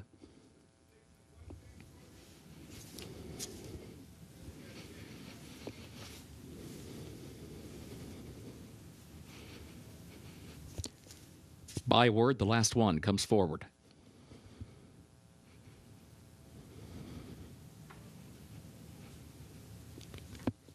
Goes in, they're at the post. And they're off. There goes Shortstop, Mr. Chuck. These two come right to the front. They've got company. Paved in Gold's going to swing up from the outside, and then Turnbuckle, who's away running in the 4th position. Catalina Cat wide in 5th, 3 lanes off the rail as they head into the first turn. Paved in Gold moves up on the outside, draws alongside of Shortstop. That's the battle for the lead midway on the first turn. Mr. Chuck against the rail, 3rd by just a half length. Catalina Cat is 4th on the outside by 2. Turnbuckle back to the inside, 5th. Midnight Survivor to the outside is 6th. Cha-Cha Ching back toward the rails in 7th. Baobab is 8th. Promisione is in 9th. And Byword is last of the 10. The opening quarter, 23.66 seconds. Up the backstretch, Paved in Gold is the leader. Paved in Gold, outward from the rail, leads it by a length. Shortstop is 2nd by 2 lengths. Mr. Chuck is 3rd ahead. Catalina Cat now takes that spot, and Cha-Cha Ching moves up to the inside to join that pair. That's a 3-way shuffle for 3rd now, and those 3, 4 lengths from the front as they head for the far turn. A gap of 3 lengths to Midnight Survivor, Turnbuckle, Baobab, Promisione, and Byword is last. The first half mile in 47.86 seconds. Paved in Gold leads at Shortstop, is right there, and now Shortstop changes lanes and moves up toward the outside and puts ahead in front as they round the far turn. Paved in Gold against the rail now in 2nd by 2. Cha-Cha Ching is 3rd down toward the inside as they move for the top of the stretch, and then Catalina Cat, who's 4th up on the outside as they turn for home. Shortstop the leader, and Shortstop has the lead by 2 by 3 lengths to Paved in Gold. Catalina Cat 3rd on the outside. Cha-Cha Ching swings off the rail, moves up from 4th to 3rd to challenge for 2nd. Into the final furlong, Cha-Cha Ching trying to run down Shortstop, who still has a 3-length lead. Shortstop coming past the 16th pole, maintains the advantage by 2.5. Cha-Cha Ching is 2nd. It is Shortstop, Irad Ortiz Jr., and Shortstop wins it. Cha-Cha Ching was 2nd. Midnight Survivor came up the rail 3rd at the expense of Paved in Gold, who was 4th.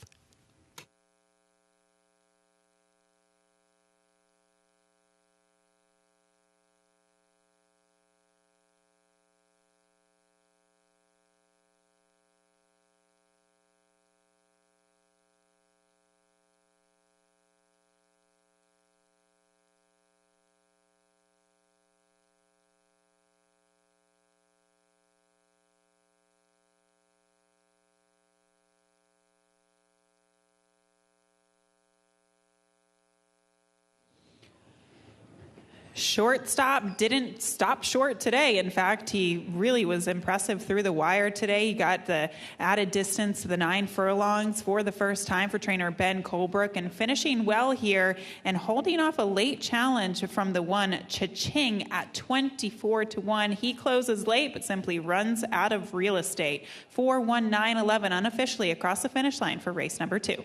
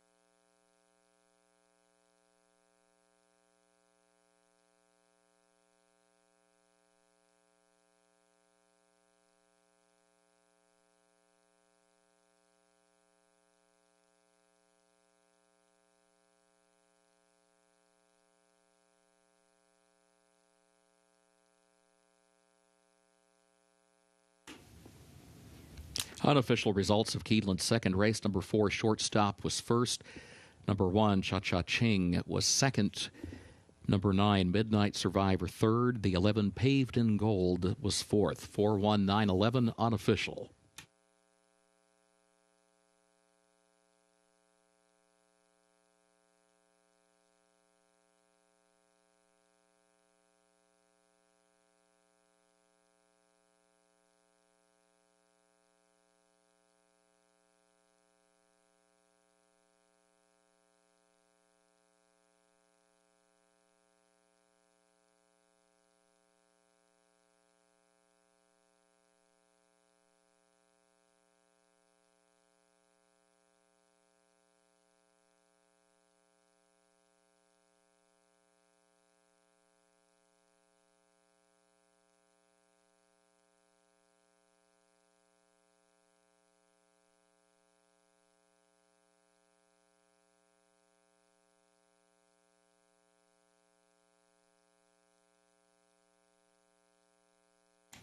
In the winner's circle for Keeneland's second race, number 4, Shortstop, owned by Michael and K.K. Ball, trained by Ben Coldbrook, Irad Ortiz Jr., the winning jockey. Shortstop, 5-year-old gelded son of Blame, out of Juliette by Successful Appeal, winner bred in Kentucky by Michael and Catherine Ball.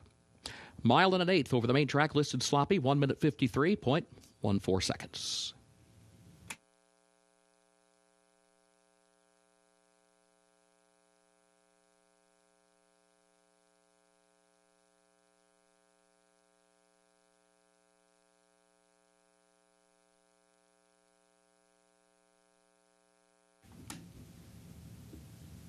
Race 2 results official. 4-1-9-11, the official results.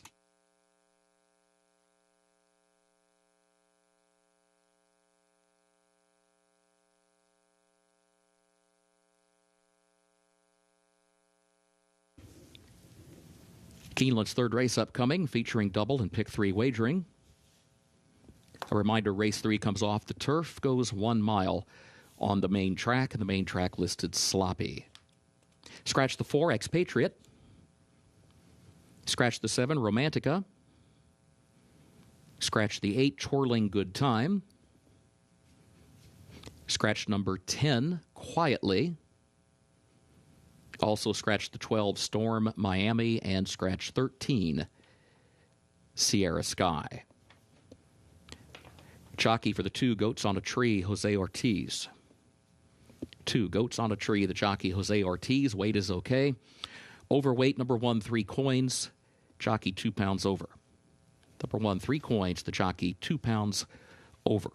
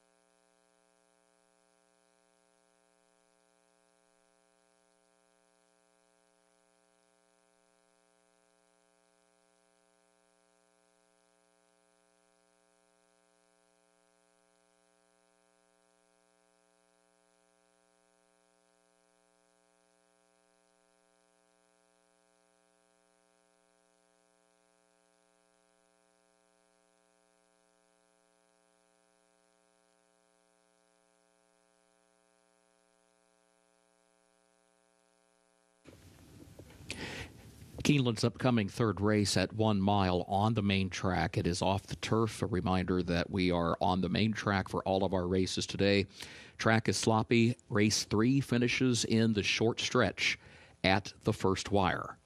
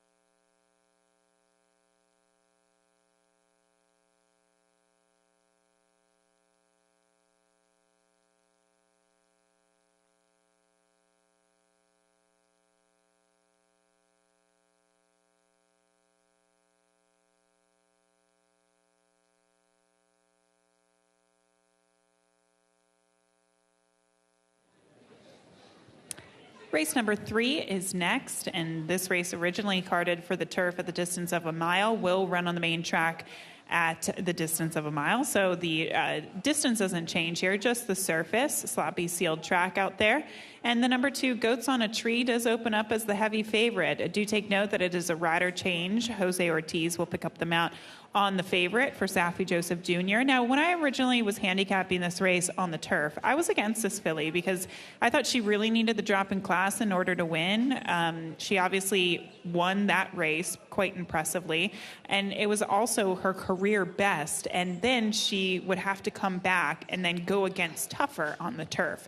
But now that the field obviously comes onto the main track, I do think that she has somewhat of an advantage because she was very impressive 2 back in August at Saratoga over that sloppy sealed track when she primarily did face turf horses, but I think it's kind of a similar situation today. And you always have to keep in mind that horses that can win on multiple surfaces, they're just really good horses at the end of the day. She's been able to win a couple of times on the synthetic, on the turf, and then obviously on that wet track 2 back at Saratoga.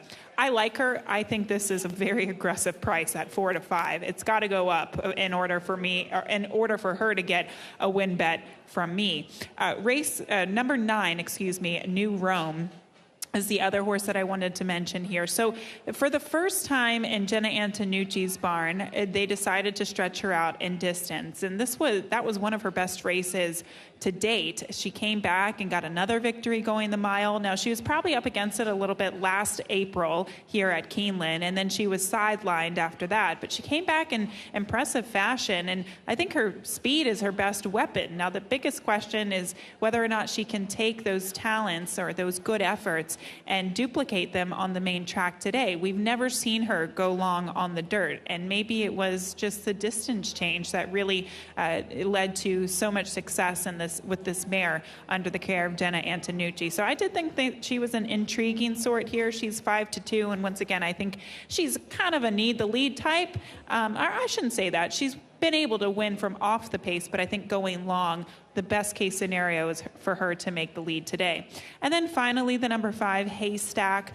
I picked her on the turf. I really liked her chances on the turf. She had a horrendous trip when she was here last fall at Keeneland. She was down on the inside. In fact, she almost clipped heels that day, and still, despite that, almost won. I think she's a better turf horse. I have no idea what she's capable of on the dirt. She's never tried it. She's been okay on the synthetic, not great, but okay. And obviously her turf races are where she's most dominant.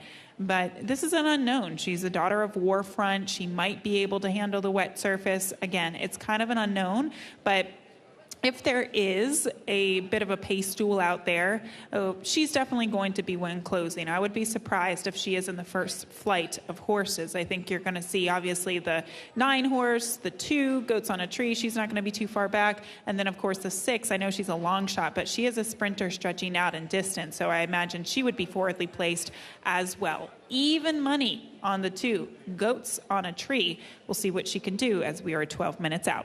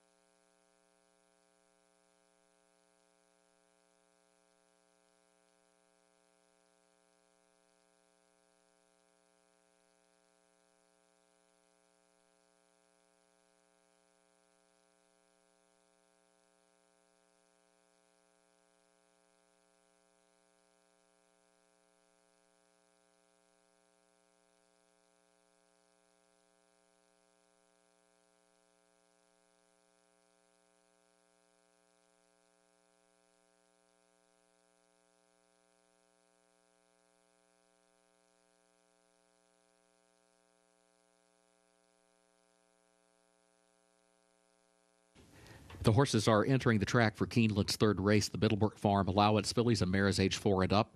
Race comes off the turf. It goes 1 mile on the main track, listed sloppy. The race will finish in the short stretch at the first wire. Double and pick 3 wagering featured. Scratch the 4 Expatriate, scratch the 7 Romantica, also scratch the 8 Twirling Good Time, scratch the 10 Quietly, also scratch 12 Storm Miami, and scratch 13 Sierra Sky. Jockey for the 2 Goats on a Tree, Jose Ortiz. 2 Goats on a Tree, the jockey, Jose Ortiz. Weight is okay.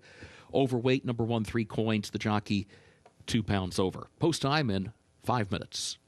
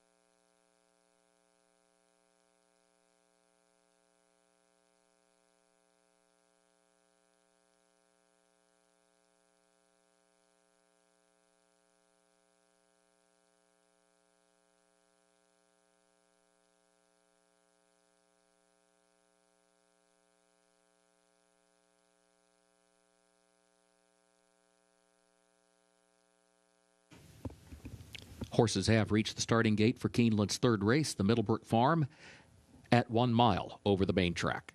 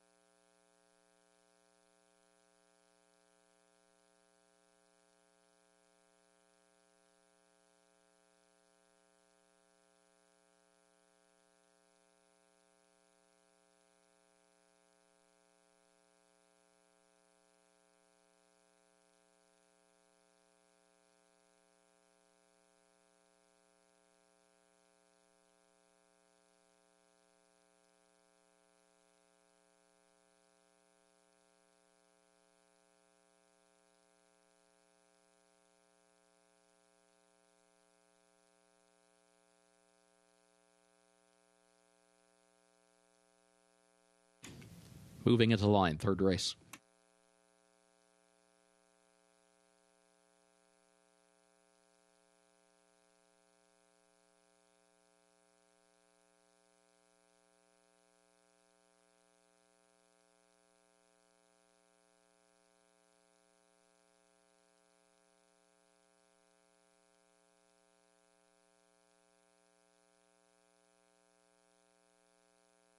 Haystack comes forward along with Gal Capone. 2 more to load.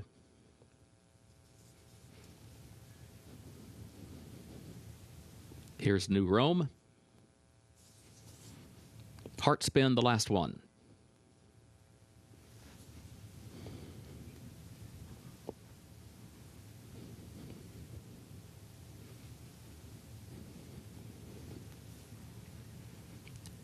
Last one goes in.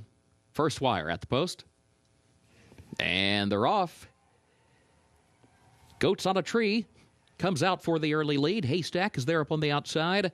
And then Cheyenne Moon as they head for the first turn. Goats on a Tree gets over to the rail, has the lead into the turn. Haystack just off the leader's flank. New Rome swings up 3 wide into the third position around the first turn by just a neck. Cheyenne Moon hugs the rail in fourth. Gal Capone is fifth. 3 Coins is sixth. And Heartspin, last of the 7 off the first turn, and on to the backstretch they go. Back up front. Goats on a Tree to the inside. Haystack to the outside. The top 2 separated by a neck. It was 23.86 seconds for the opening quarter. And then New Rome third to the far outside, just a length and a half off the leader, and is followed closely by Cheyenne Moon fourth to the inside. Then a break of just over 5 more lengths. Gal Capone, followed by Heartspin and 3 Coins, who's now last as they make the move off the end of the backstretch after an opening half mile in 47.34 seconds. Goats on a Tree leads it by a length and a half. New Rome moves up into second around the outside of Haystack, who's lost a position now between horses in third, and now 3.5 lengths off the lead. Third by just a half length to Cheyenne Moon, is fourth to the inside, and then 4 more lengths back to 3 Coins, who moves up 2 spots from last into fifth. But the leader is already past the quarter pole and coming to the top of the short stretch. Goats on a Tree leads it by 5, 6, 7 lengths as they move into the stretch and into the final furlong. The battle is for second position, where New Rome is there. 3 Coins on the outside, or rather on the outside of that one comes Heartspin into the second position. In fact, Heartspin made up a lot of ground to go from last to second, but there is no catching the winner. Goats on a Tree. Much the best here. Jose Ortiz aboard Goats on a Tree to win it. Heartspin was across the line in second position, and Cheyenne Moon was a distant third.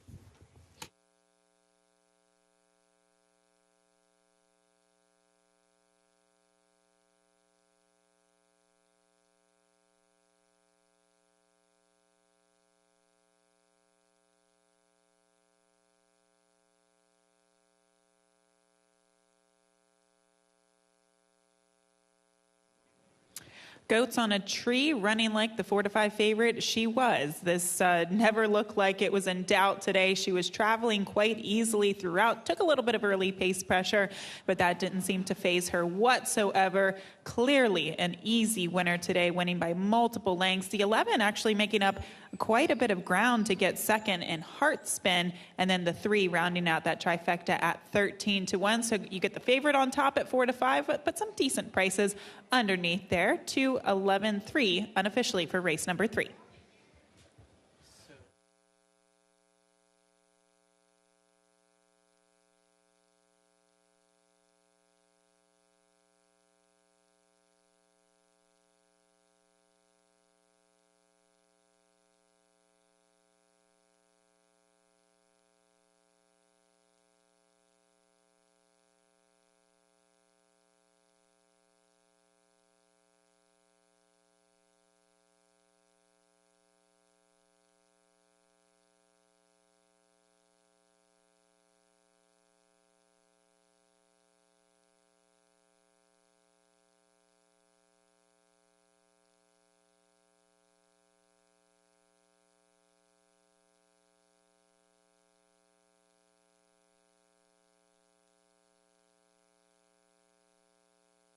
Unofficial results of Keeneland's third. The 2 Goats on a Tree was first. The 11 Heart Spin was second. Number 3 Cheyenne Moon third. Number 9 New Rome was fourth. 2-11-3-9 unofficial.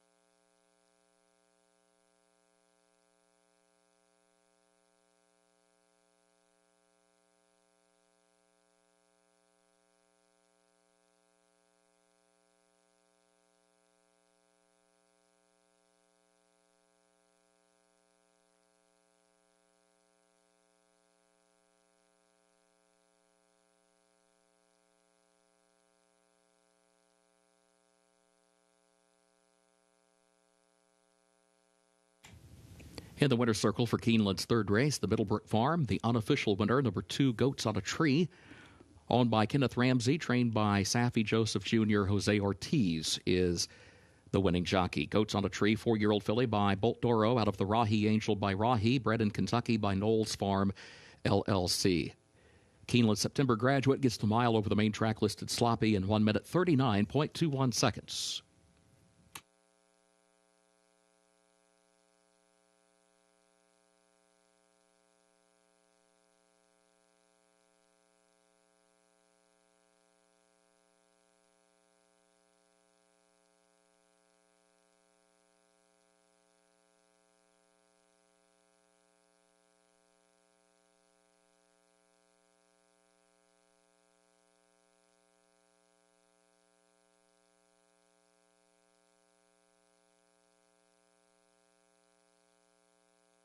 In the winner's circle, the Middlebrook Farm Trophy presentation to the connections of Goats on a Tree. Third race results official. 2-11-3-9, the official results.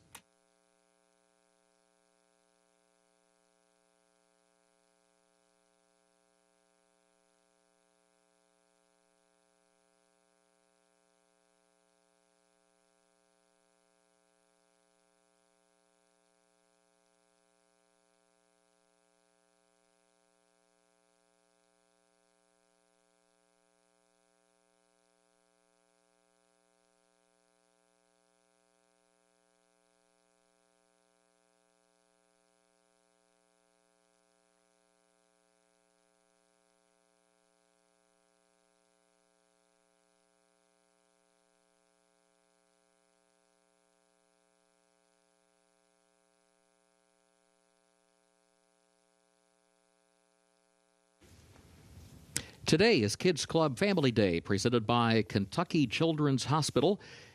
Keeneland thanks Kentucky Children's Hospital for their continued support.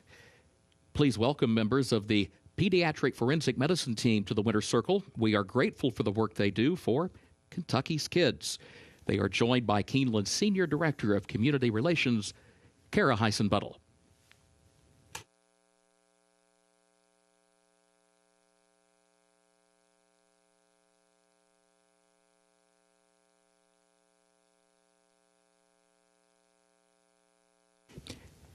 Keeneland's fourth race upcoming. The main track is listed sloppy. We are off the turf today. All races today at Keeneland to be contested on the main track. Double and pick 3 wagering featured in this fourth race. Scratch the 1, Up to No Good. And scratch the 2, Canisius.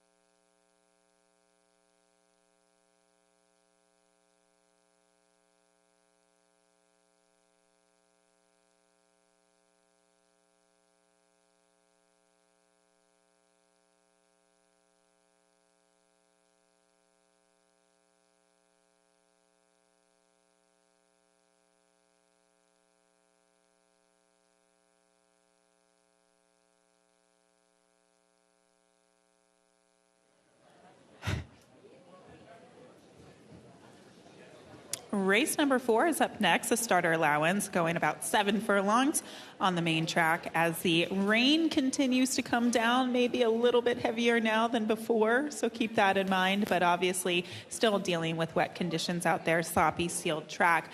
So I go to the way outside as the top selection today, the number 11, Jack's Promise. I like the progression that this horse has made with each and every start. Now, I know the progression is also because of the fact that he did drop in class, but sometimes you get these horses where they drop in class, they have a big impressive win against easier, and that can kind of carry to tougher competition.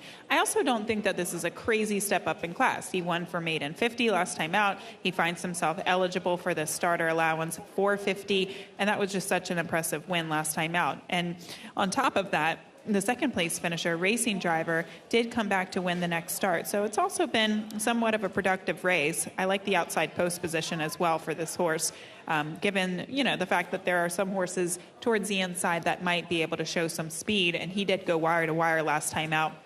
I wouldn't want him inside getting pressed, but hopefully this outside position kind of gives Luis Saez the opportunity to kind of make a decision on the fly once the gates open. And the number 5 horse, Piquant, is my second selection here for trainer David Jacobson.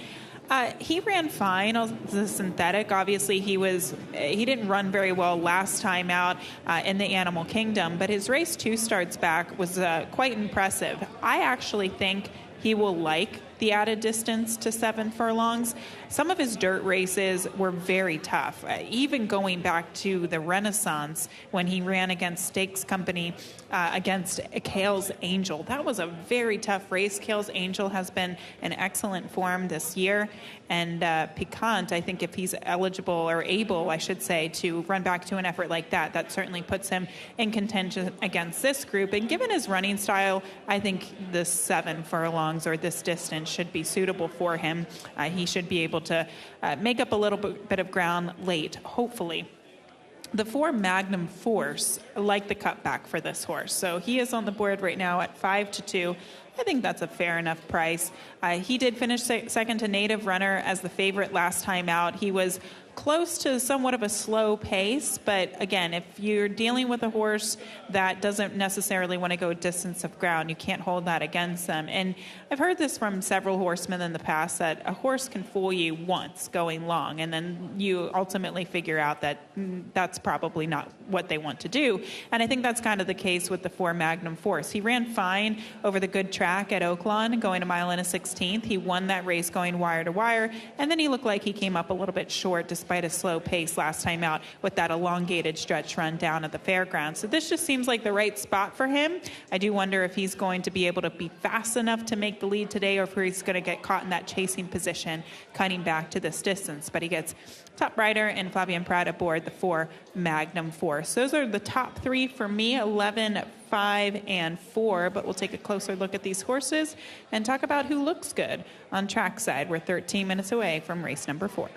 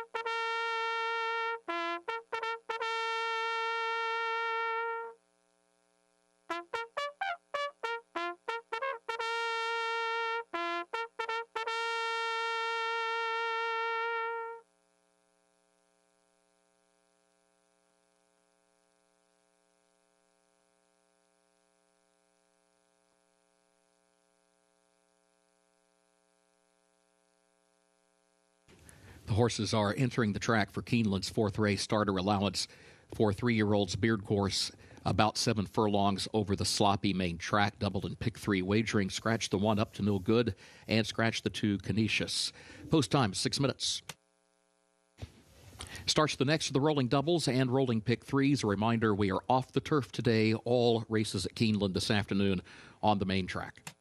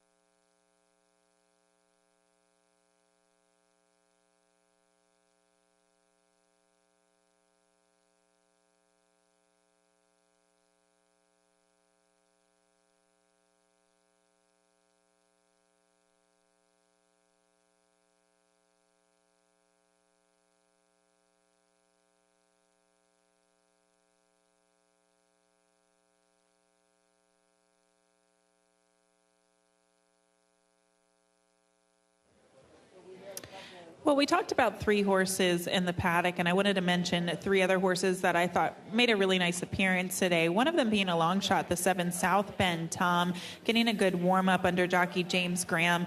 He just has really good energy. And look, sometimes I look at horses, or most of the time I look at Al-Stall horses, and I think they look absolutely stunning. And most of the time that is the case. And this horse, he really does look the picture. Since his last start, they gelded him. His last start was back in January, a race in which he kind of showed some speed and then stopped. But that was against a pretty good group of horses. Admiral Dennis was in there, Authentic Gallop as well. I'm not saying that this is a huge class relief, but I do think it's a little bit easier than the race he ran in last time out. And hopefully the time off has done him well. From a physical standpoint, certainly looks that is the case. The 8 Art Fair is your current favorite at 2-1. Now, he comes out of an impressive win last time out. That was going 7 furlongs down at Tampa.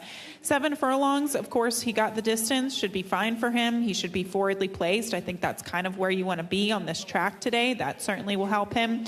But the main reason why I originally kind of didn't use him in the beginning was because Tampa, that's how you win races, on the lead. And I didn't think that he would get an uncontested lead here today. I thought there was other pace in here.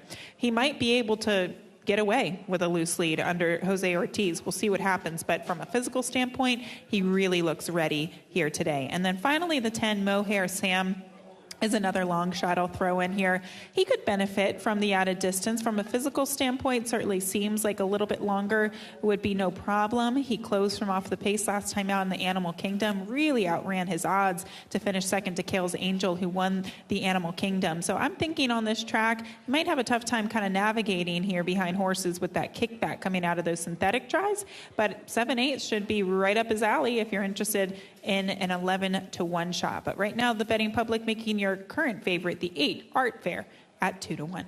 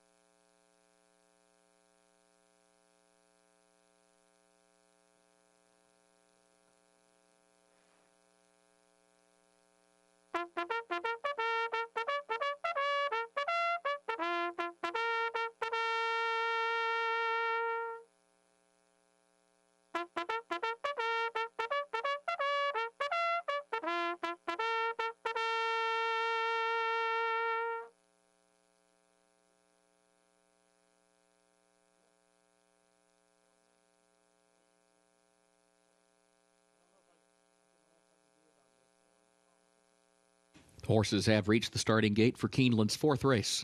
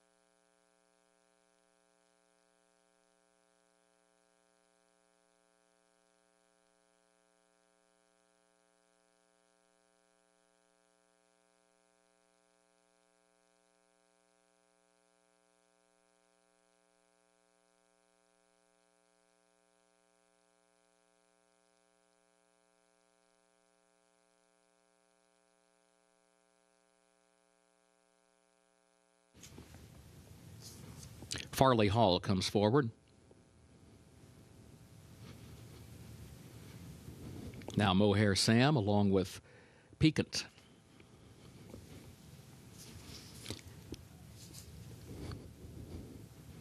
Covert Law. Jack's Promise, the last one. Goes in, they're at the post.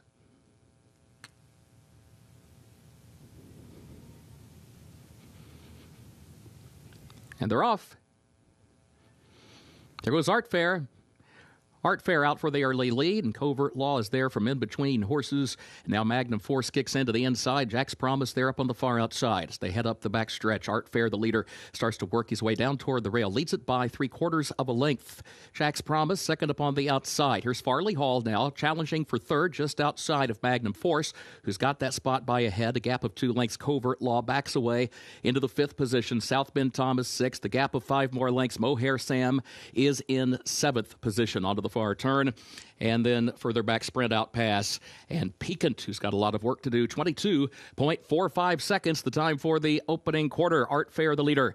Art Fair leads at 3/4 of a length. Jack's Promise is second, 3/4 of a length. Magnum Force third by a length. Covert Law is fourth and switching off the rail, still 3 lengths off the lead. Farley Hall has lost ground on the turn, is outward from the rail in 5th, 8 lengths from the front and dropping back off the turn as they move for the top of the stretch. Sprint out pass swings wide into the 5th fifth position, 8 lengths from the lead, though. Here's Jack's Promise coming after Art Fair. Art Fair inside, Jack's Promise on the outside. These two matching strides into the final furlong. Covert Law trying to take third from Magnum Force, who fights onto the inside of that one, then sprint out pass. Final furlong, Jack's Promise alongside of Art Fair. Art Fair is game to the inside, but Jack's Promise now forges to a narrow lead, and Jack's Promise and Luis Saez to win it. Art Fair was second, Covert Law was across the wire in third, and Magnum Force was fourth.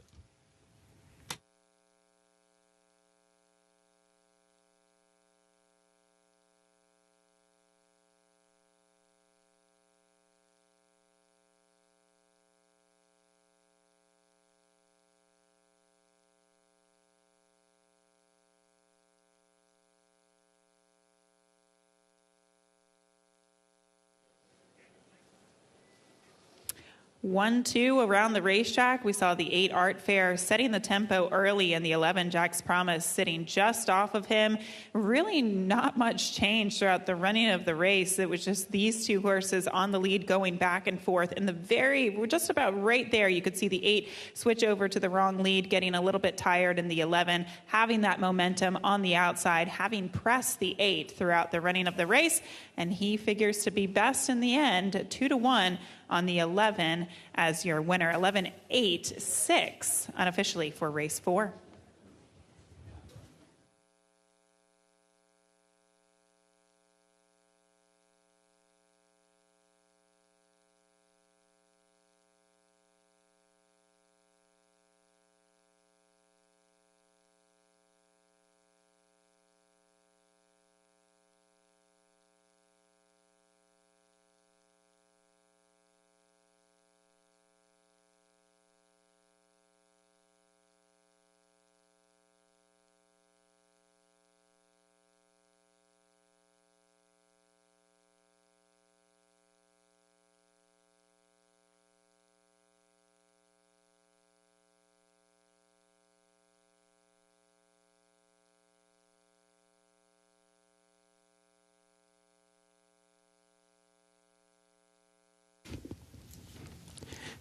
The unofficial results of Keeneland's fourth race: the 11 Jack's Promise first, number 8 Art Fair second, the 6 Covert Law third, number 4 Magnum Force was fourth. 11-8-6-4 unofficial.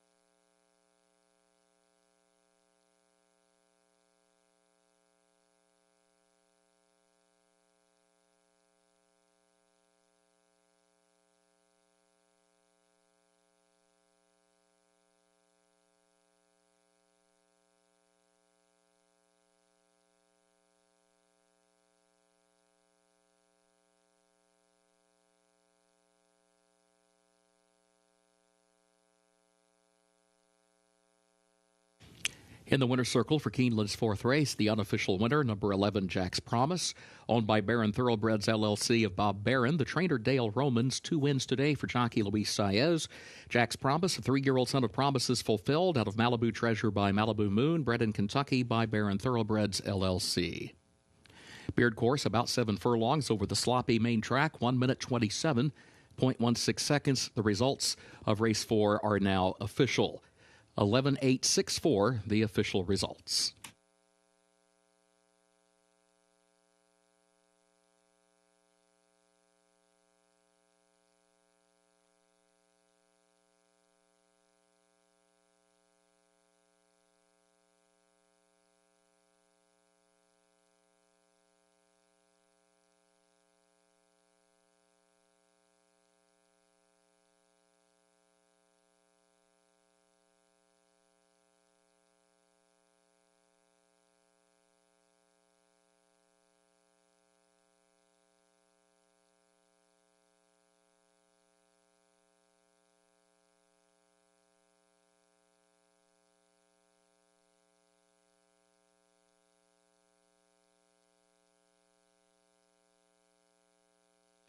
Keeneland's 5th race upcoming. Race 5 comes off the turf. It will go 1 mile and a 16th over the sloppy main track.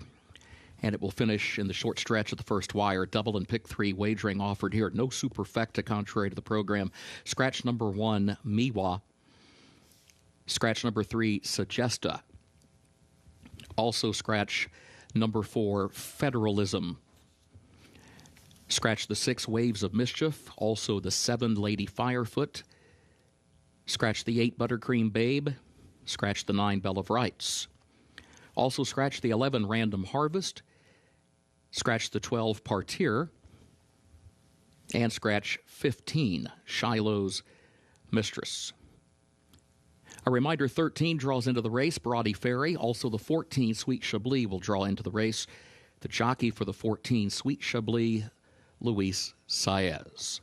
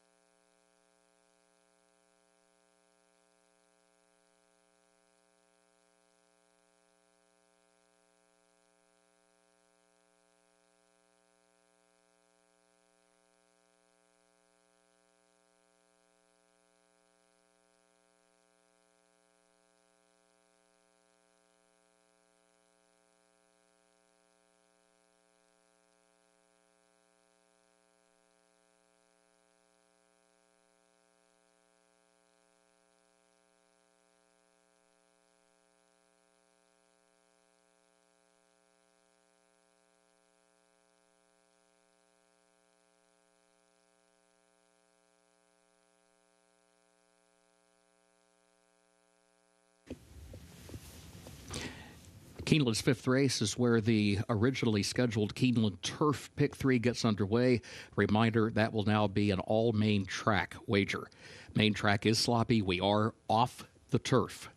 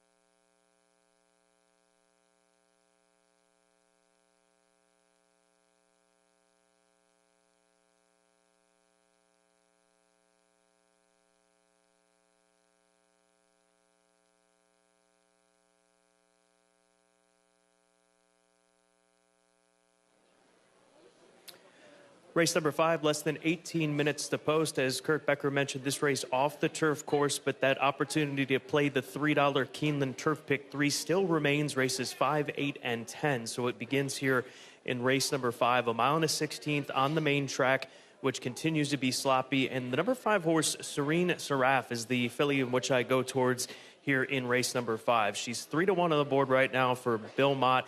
Jose Ortiz jumps into the saddle of this Blue Point filly who tries dirt for the first time. Now, I think that if you would look at the sample size of Blue Point runners that have had the opportunity to run on the dirt, it would be few and far between. But I like the fact that Wathnan Racing and Beaumont, they're taking this opportunity to give it a shot here today. And this is a filly that last time out put together a strong effort at Gulfstream Park to win by a half of a length. As she gets Jose Ortiz in the saddle, she won twice in Europe before showing up here in the United States. Those wins coming at Newbury as well as at Lingfield on the synthetic course. So she's shown the ability to transfer her form to different type of surface scenarios, like going from turf to synthetic, coming to the United States, and now getting this chance to run on dirt. If you paid attention to Wathnan Racing over the last couple of years since they've been introduced to racing worldwide, they are a force. We saw that yesterday morning with Hit Show, or yesterday afternoon, with Hit Show winning the Grade 1 at Dubai World Cup, carrying these same silks that'll be carried here today by Serene Seraph. So I'm taking a shot with her at odds of 5-2, trying the dirt here in this event. The number 2 horse, Just Better, for Mandy Pope's Whisper Hill Farm, a Justify filly who's got off-track form. She's got turf form, sloppy track form, muddy track form. She has run very good over the course of her career. And a filly by Justify out of a Galileo First Dam. It's a very strong cross, as we have talked about for a number of seasons now, where Galileo mares really work well with that Triple Crown champion. So here's a filly that it's no secret that she can take to this off-track. She won here in April of 2024, so just over a year ago, won by 6 3/4 lengths in an off-the-turf event. So Just Better deserves to be the favorite at odds of 7-5, and she should have some solid forward position with Brian Hernandez Jr. Soon to be in the saddle. And then lastly, the number 13 horse rounds out my top 3 selections, brought to you Ferry for trainer Tom Amos. This is a filly by Audible who has done most of her work on dirt. She was last seen running against Bruna Boyne at Oaklawn Park in the Trivista Stakes, and she finished a well-beaten 6th. But if you look at her odds, she was a massive price that day, so it was going to be a tough challenge for her at the end of the day, and it turned out to be. She was a winner prior to that at the Fairgrounds on the 20th of January by 2 lengths. So the main track form should go a long way with her. She's run well on a sloppy track. She did so at Churchill Downs, albeit going 1.25 miles, but we'll see what Edgar Morales is able to do from this outside post position. A pretty clear cut as far as the wagering is concerned. You've got 3 horses sitting at 5-2 in this now small field, and then that 7-5 favorite with the number 2 horse with that course and off-track form, Just Better. Race number 5 not only starts that $3 Keeneland Turf Pick 3 for 5, 8, and 10, even with the races coming off the turf. This race begins the Pick 6 in less than 15 minutes.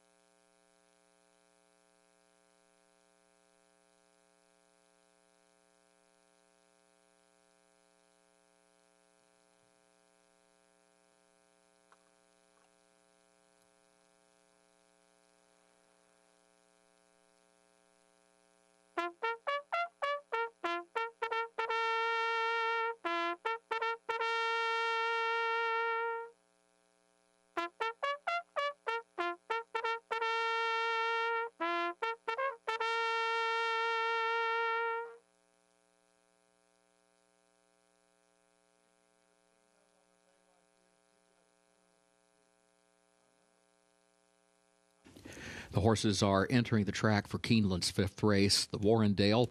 Double and pick 3 wagering. Pick 6 begins here, and the Keeneland Turf pick 3 begins here. A reminder, it is an all-main track pick 6 and all-main track wager for the Keeneland Turf pick 3 as we are off the turf. Main track is listed sloppy. Race 5 off the turf, a mile and a 16th over the sloppy main track. Race will finish in the short stretch of the first wire. There's no superfecta on race 5. Scratch the 1, Miwa. Scratch number 3, Suggesta. Scratch the 4, Federalism. Also scratch 6, Waves of Mischief, 7, Lady Firefoot, 8, Buttercream Babe, and 9, Bell of Rights. Also scratch the 11, Random Harvest, the 12, Partir, and scratch 15, Shiloh's Mistress. 13 and 14 draw into the race, Broady Ferry, Sweet Chablis.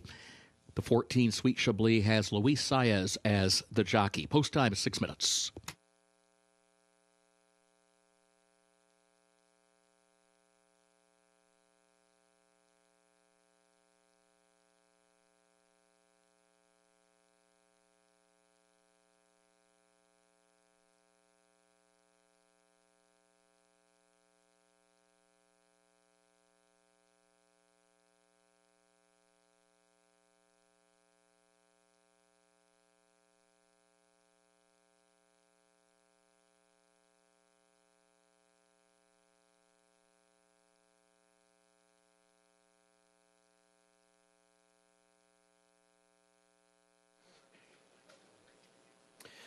Let's give some attention to the number 10 horse, Chilled, for G. Watts Humphrey Jr. and trainer Vicky Oliver. This is a frosted filly who's 3-1 on the board right now, and that is making her the second choice in the wagering. And much like the favorite, you've got the off-track form to lean on. This is a filly that was able to break through in a first-level allowance condition 2 starts ago at Churchill Downs in a race that was always meant to be on the main track. They moved her back over to the turf course right thereafter. In fact, a pretty quick turnaround, just 16 days removed from that.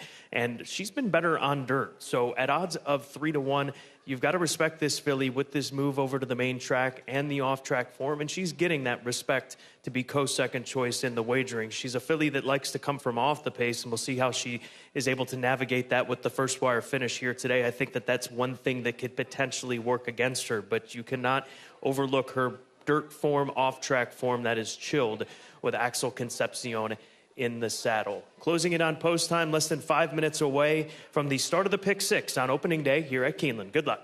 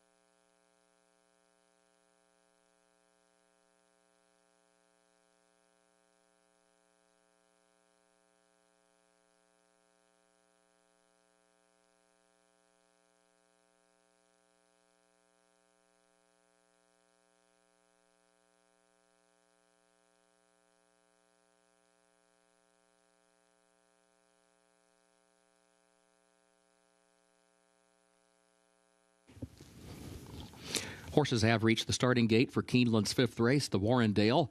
Start of the all-main track pick 6, start of the all-main track Keeneland Turf pick 3.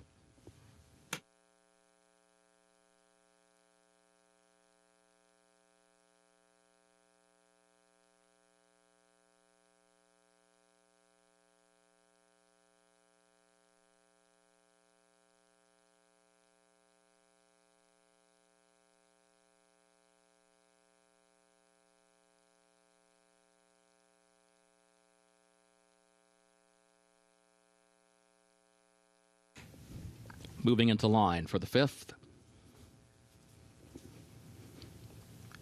Just Better comes forward.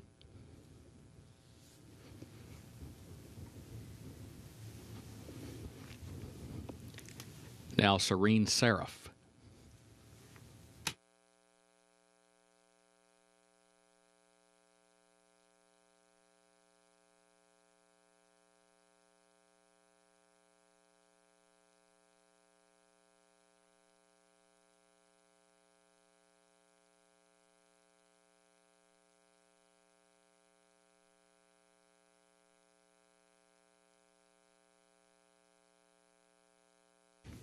Here is Chilled.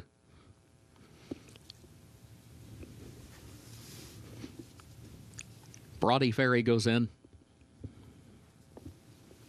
Sweet Chablis, the last one.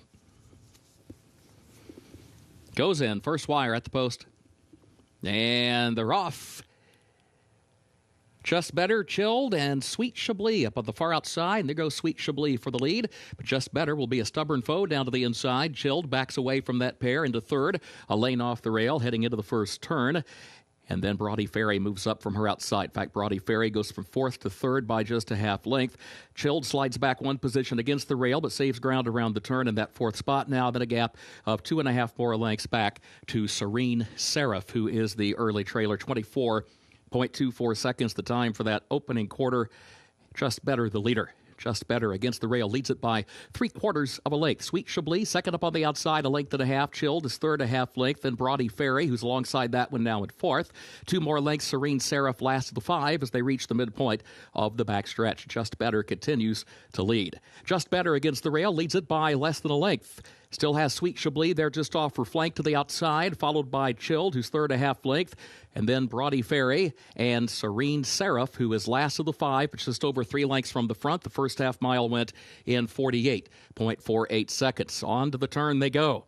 Just Better, the leader. Here's Chilled now, looking for some running room, and Chilled will thread the needle, moves up between horses into second, draws alongside of Just Better. They're at the quarter pole. Serene Seraph comes up the rail, fifth to fourth, changes lane, swings to the outside third, 3 lengths from the front, the top of the short stretch. Chilled the leader, Just Better is second. Serene Seraph is still third, and still 2 lengths away from Chilled. And Chilled is into the final furlong, maintains the lead by 2. Here comes Serene Seraph again. Now Chilled ducks out. Serene Seraph is there just off her flank. Just Better back toward the inside. It is Chilled in front. Chilled and Serene Seraph. Chilled under the wire first by a neck over Serene Seraph in second. Just Better third. Brody Ferry fourth. And Sweet Chablis fifth.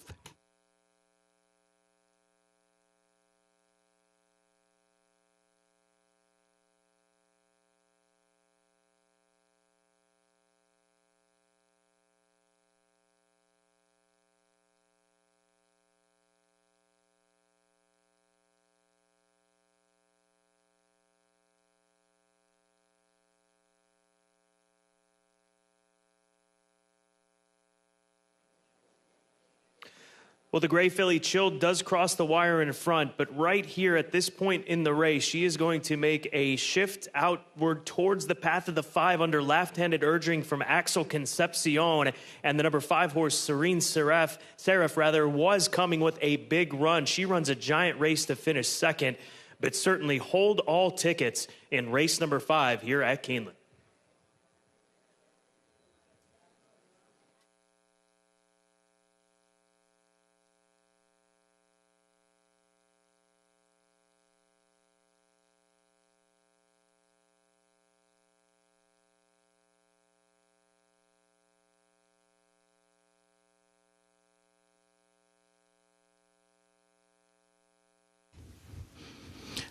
Unofficial result has been posted on the infield board, but as Scott said, hold all tickets, both an inquiry and an objection pending concerning the top 2 in the unofficial result. The unofficial result is 10-5-2-13. There is a steward's inquiry into the stretch run of today's 5th race. In addition to that, a claim of foul has been lodged by the rider of number 5, Serene Seraph, against the unofficial winner, number 10, Chilled, alleging interference in the stretch. Hold all tickets.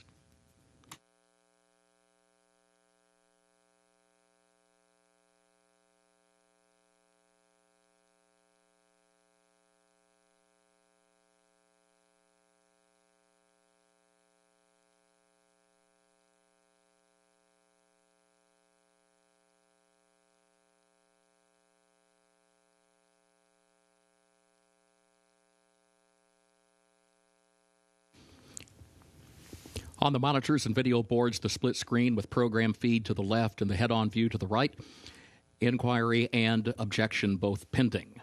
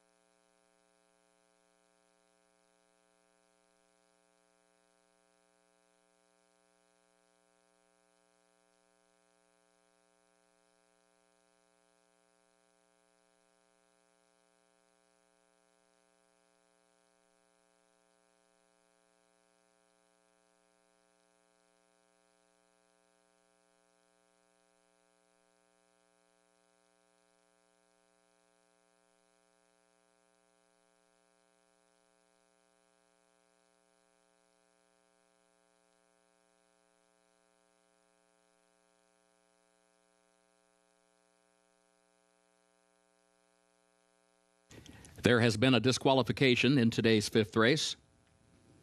The stewards have ruled that for interference in the stretch, number 10, Chilled, which finished first, shall be disqualified and place second.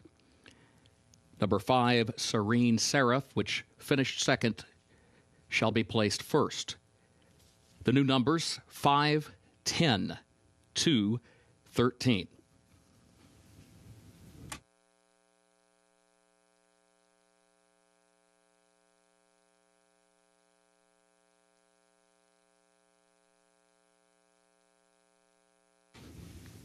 In the winter circle for race 5, the Warrendale, number 5, Serene Seraph, owned by Wathnan Racing of Tamim bin Hamad Al Thani, trained by Beaumont. 2 wins today for Jose Ortiz. Serene Seraph, a 4-year-old daughter of Blue Point, out of Pacific Angel by Dalakani. Bred in Ireland by Stowell Hill Partners. Race 5. Again, the result, 5, 10, 2, 13 after the placing. 1 minute 45.82 for the mile and a 16th.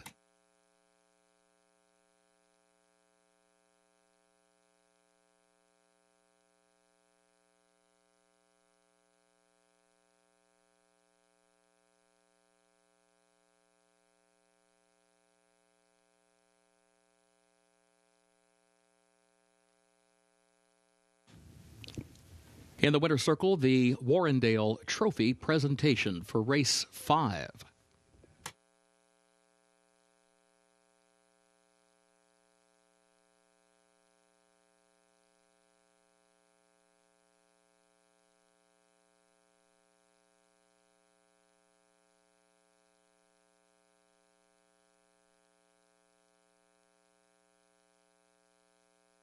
Results are now official for the fifth race, 5:10, 2:13. The official result, once again on the video boards, the head-on view of the stretch run.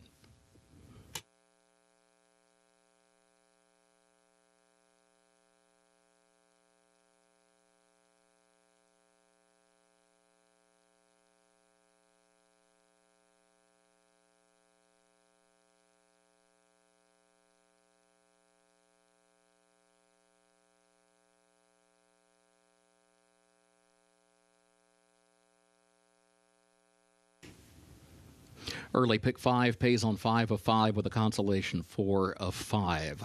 Race 6 on the way. Main track is listed sloppy. Again, we are off the turf. All races today at Keeneland on the main track. Race 6 will finish in the short stretch at the first wire. Double and pick 3 wagering start of the late pick 5. Scratch the 10, Chasen. Number 10, Chasen is scratched. Jockey for the 5, Ruth Luis Saez. Number 5, Ruth, the jockey, Luis Saez.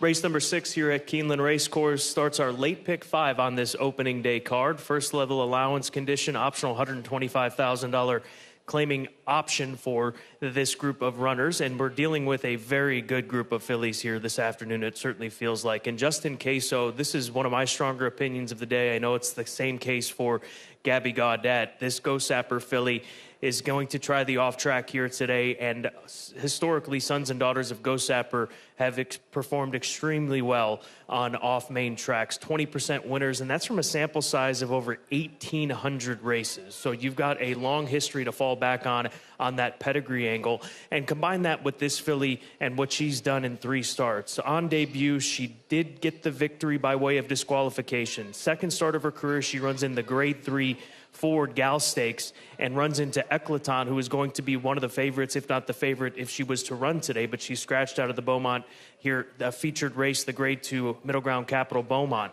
Then in her most recent effort, they stretched her out to 2 turns, which she'll go again here today, going 2 turns at a mile and a 16th. And the filly that beat her ends up finishing second in the Gulfstream Park Oaks. So she has run against some very stout fillies.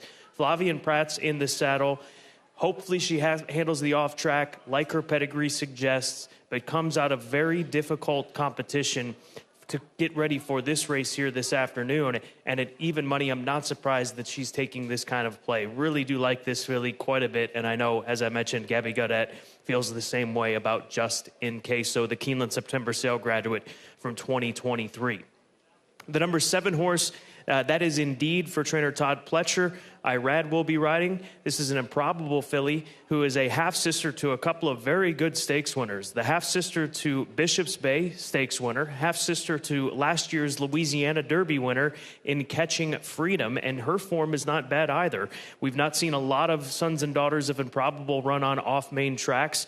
13% win rate there from just 32 races. But regardless, she's got speed. She's been able to win in one of those 4 starts after debuting on the turf up at Saratoga. She's really moved forward since moving onto the dirt and thus maturing as well. So Indeed, 7-1, fair price on a very well-related filly, coming in with some very solid form, to say the least. And then we move on to the number 8 horse, that is Ultima Grace for trainer Wesley Ward. Surprised that this horse is 15-1. This was one of the flashy 2-year-old winners we saw last spring, a year ago, during the spring meet here at Keeneland for Wesley Ward. She ran off the screen and won by 3 3/4 lengths, setting the pace every step of the way. She made the journey to Royal Ascot and showed a bit of speed that day, but couldn't quite keep up in the Group 2 Queen Mary Stakes. And then they ran her at Kentucky Downs, didn't quite handle the turf that day, and she's had 1 race back, finishing 4th on the synthetic up at Turfway Park. So getting that race under her belt, getting back to the dirt, albeit an off-main track here today, Ultima Grace, I think, is primed to outrun her odds of 15-1. Again, surprised that she is that big of a number as we're 13 minutes away from post time. But a reminder, start of the late pick 5. That late pick 5 pool was still 13 minutes to go before it gets underway. Over $150,000. Good luck in race number 6.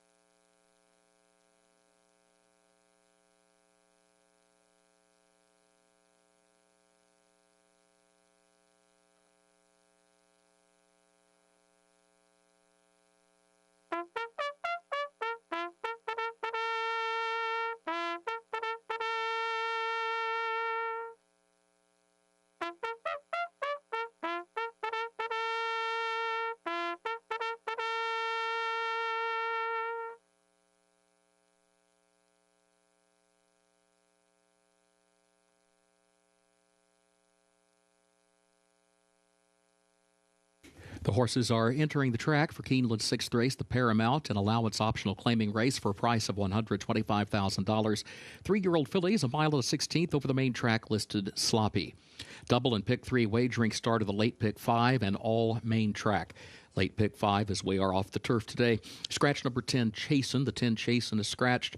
The jockey for the 5, Ruth, Luis Saez. Number 5, Ruth, jockey Luis Saez. Race will finish in the short stretch of the first wire. Post time is 6 minutes.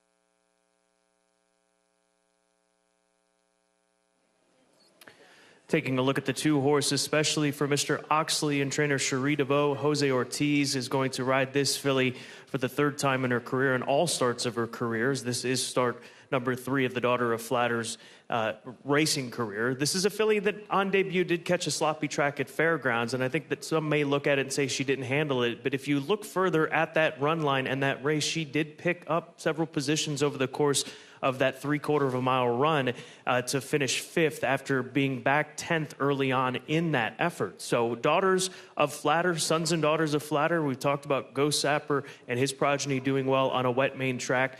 He himself, Flatter, 18% winners with over 2,500 starters on off track. So that pedigree is there. And she is a good price at 6-1. And if you've watched any of the racing this past meet at Fairgrounds down in New Orleans, Jose Ortiz and Cherie DeVoe, they were the team down there winning left and right. So 6-1, good price on, especially in this strong group of runners. And then the number 5 horse, Ruth, for Todd Pletcher, a Uncle Mo filly. She's a half-sister to a stakes winner. She was a debut winner at Gulfstream Park. I'm just convinced that she's better than what she's shown, at least as far as finishing position in her last 2 races. Running in the Busanda in start 2 of her career, that was a big ask. But last time out, they added blinkers for the first time. She wears them again here this afternoon. Luis Saez picks up the mount on this filly, Ruth.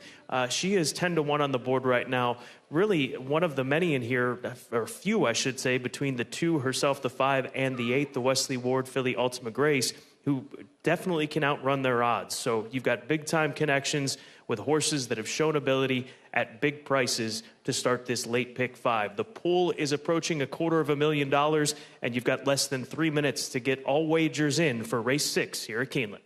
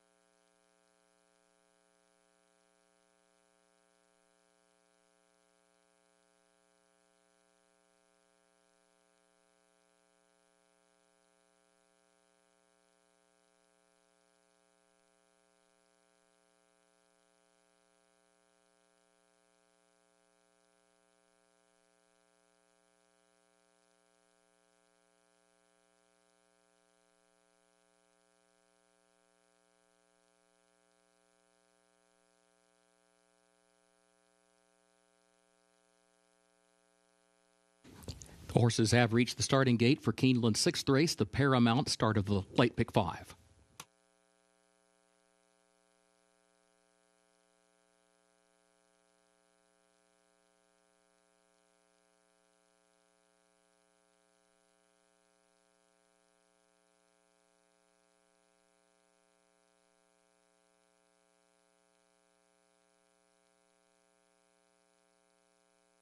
All main track, late pick 5 begins here. Horses moving into line for race 6.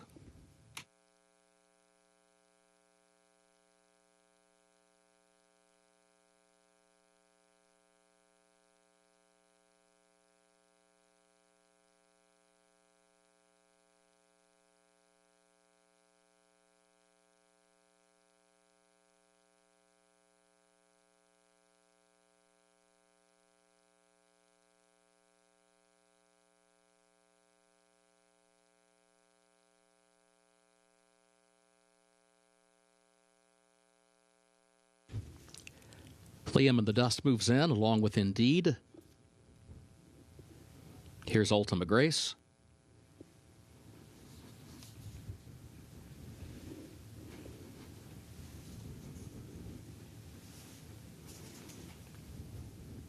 And Justin Queso awaits. Comes forward.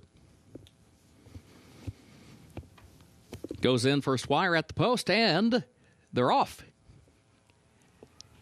There goes Liam and the Dust out for the early lead. Ultima Grace is right there.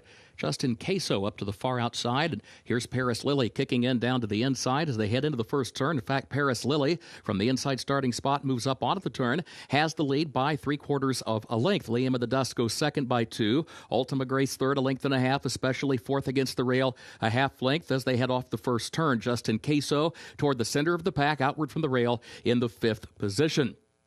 And then Get After It is next down toward the inside. And Getting After It runs along toward the back of the pack here. 7 lengths off the early lead. There goes Indeed. 3 wide, trying to improve position from the back. Mad About Marie between horses moves up a couple of spots, but still running 7 from the front. And then further back, Ruth is the trailer. Opening quarter, 23.06 seconds. Paris Lily has the lead. Liam and the Dust is toward the outside, less than a length away, in second by 2. Ultima Grace is third, a half length, especially Mad About Marie. And then Justin Queso. And Justin Queso is going to be wide, about 4 wide, onto the far turn, 4 lengths off the lead. That first half mile, 47.21 seconds.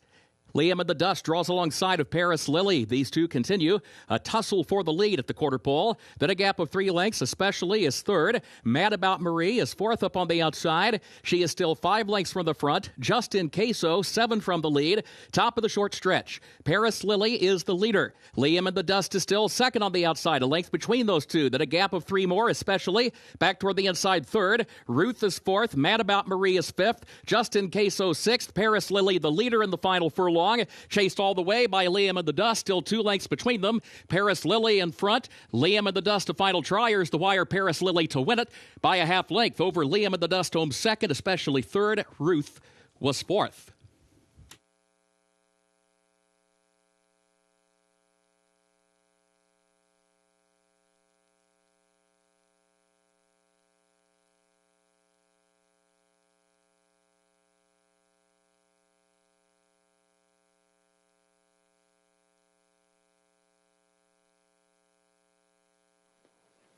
This race seemed to come down to who was able to establish position going into the first turn. The 2 fillies that were able to do so better than any end up 1-2. Paris Lily and Liam in the Dust, the number 4 horse, they followed each other around there. And at the top of the stretch, the one was able to spurt away just a little bit. Liam in the Dust, she's trying to make up some ground on her, and she does, but comes up about a half of a length short in the end. Paris Lily, impressive, out on the front end at odds of 5-1 under Joel Rosario for Godolphin and trainer Brendan Walsh.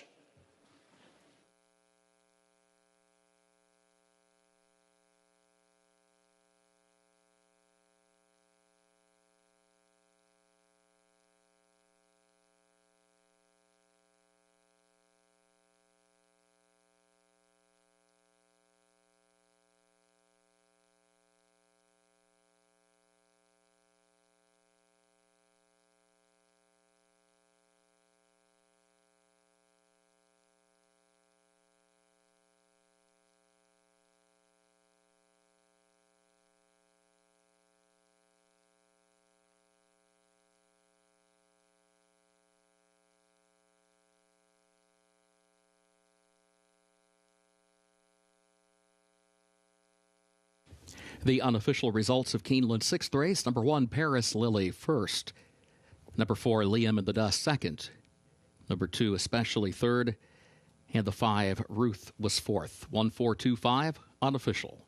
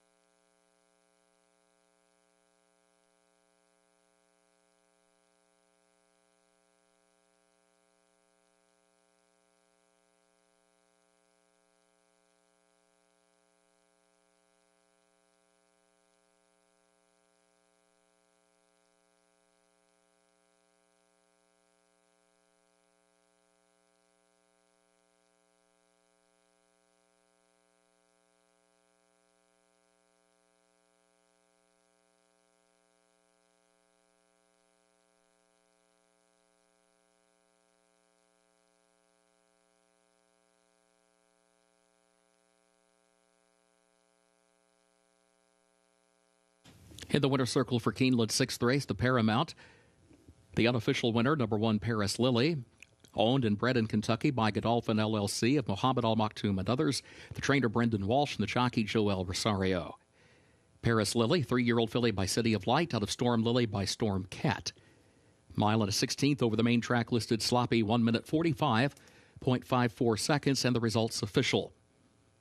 1-4-2-5, the official results for race 6.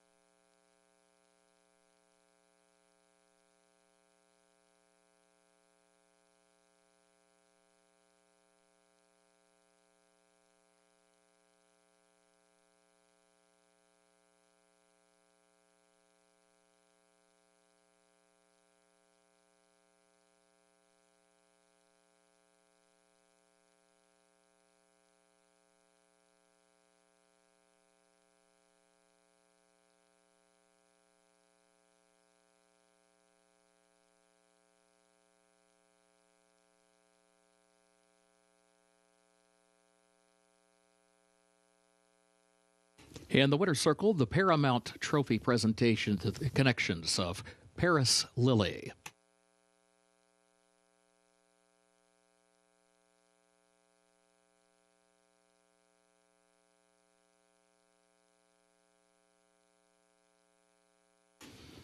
Keeneland's 7th race upcoming. Double and pick 3 wagering at start of the all-main track late pick 4. Track condition is sloppy. Race 7 will finish in the short stretch of the first wire.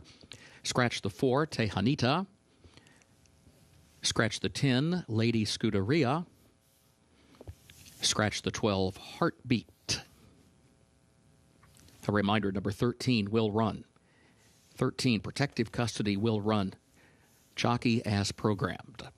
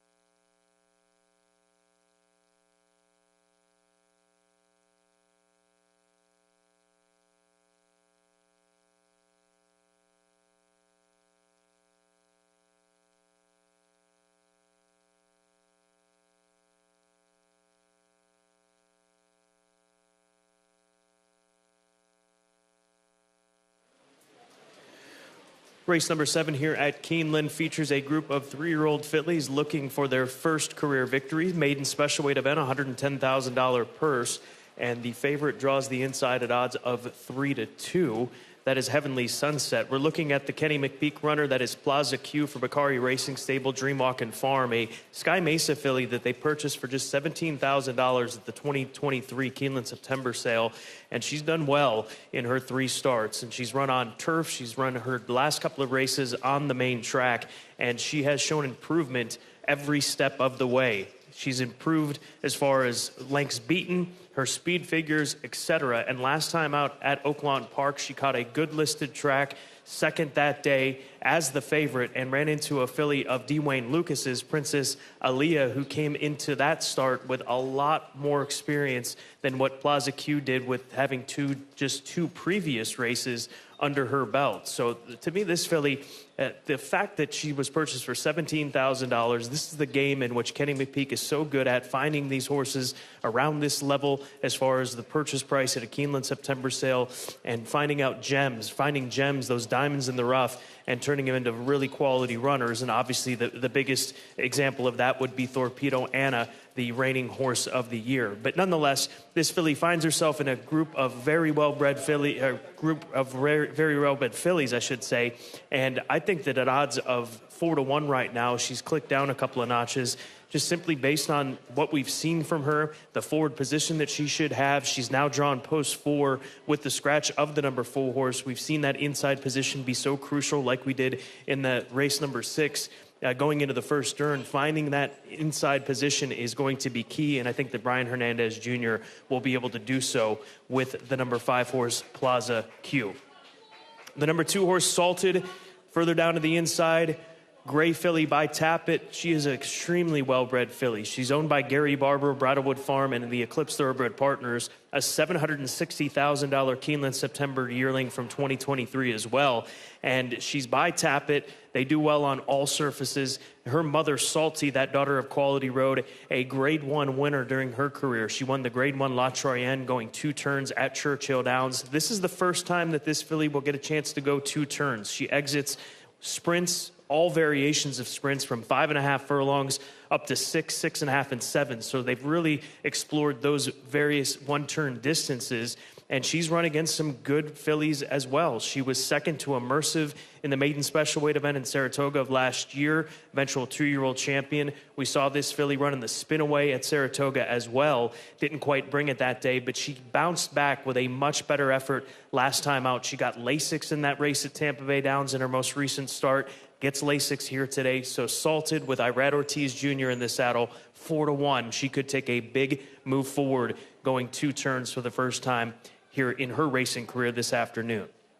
And then the number 8 horse is a Chad Brown runner. Here's another very well-bred filly. She is by Curlin, who is a half-sister to Verrazano, who won the Grade 1 Wood Memorial, the Grade 1 Haskell, also a half-sister to a very good stakes winner and runner by the name of El Padrino. She was debuted at Tampa Bay Downs at the end of February, ends up being the beaten favorite that day, but second time out for Chad Brown runners. He's winning 25% of the time. So 1 in 4 second-time starters for trainer Chad Brown are visiting the winner's circle.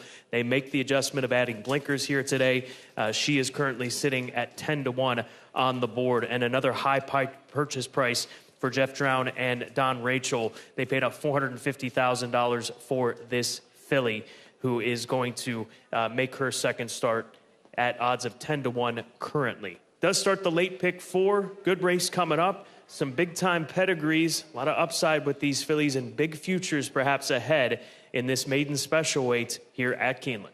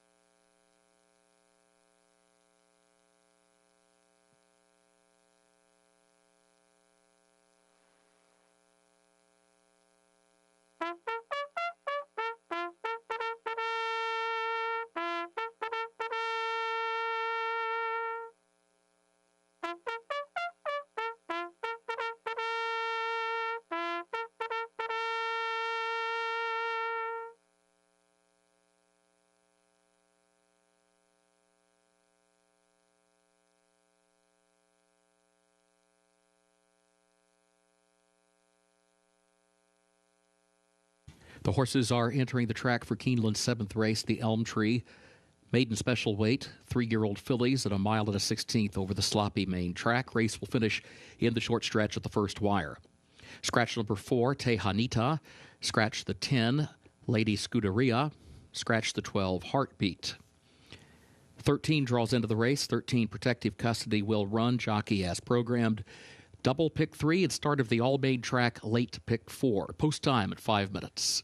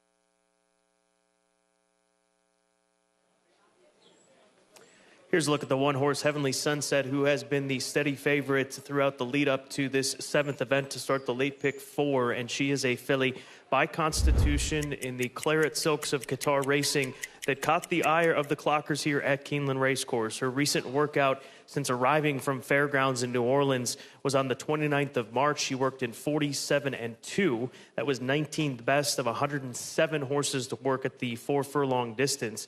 And on debut, she showed speed, then got late in that race and finished 4th. And that was a quickly run race on the slop at Fairgrounds. So obviously she's familiar with sloppy conditions, having run over a sloppy track down in New Orleans. But the two-turn aspect of this race certainly encouraging with her pedigree, and getting the opportunity to do it here today in start 2 of her career. Can understand why she is the favorite at odds of 5-2, although the race for favoritism is tightening up a bit between her and Salted as they both sit at 5-2. That is the gray filly, the number 2 horse, Salted, out of that Grade 1 winner, La Troyenne winner in Salty. A filly that really caught my eye down in the paddock is Ghanaian for Shadwell Stables, a Uncle Mo filly, a Keeneland September sale graduate from 2023, yearling purchase of $750,000. She's shown a lot of upside in her 2 starts. She debuted sprinting much like the favorite did on debut, and in start 2 of her career, she went out to 1 mile and a 16th and showed some improvement. She was second that day. She adds blinkers this afternoon for trainer Todd Pletcher. Luis Saez jumps into the saddle of this filly after Johnny Velasquez rode her in her first 2 starts. Obviously, the key for Luis and Ghanaian for Shadwell is going to be this outside draw and navigating this outside post. So hopefully she can show some of that early speed if you're backing her at odds of 5-1. But she is a pretty filly by Uncle Mo out of a Bernardini First Dam in Angela Renee, who was a runner as well. So a big family with this filly, as most of these come from very big and successful families, as we see so often here at Keeneland. 2 minutes to post, race 7. Again, start of the late pick 4, which is coming up to $175,000.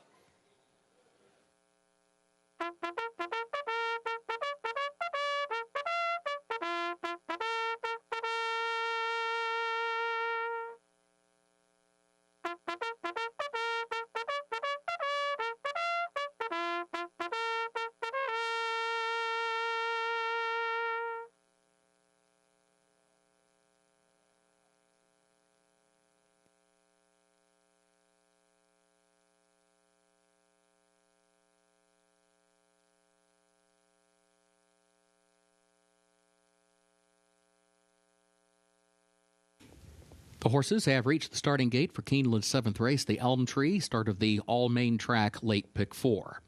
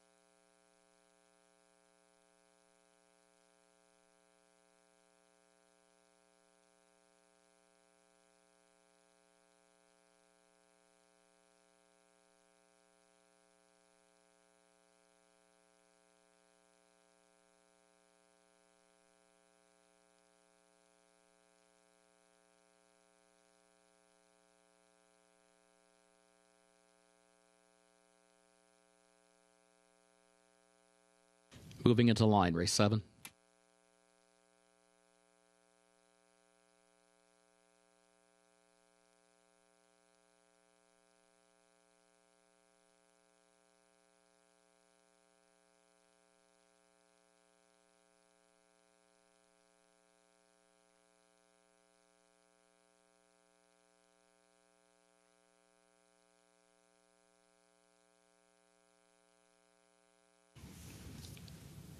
Plaza Q moves into line.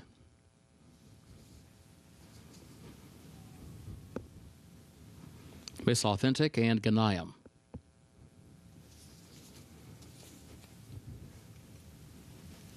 Protective Custody will be the last one.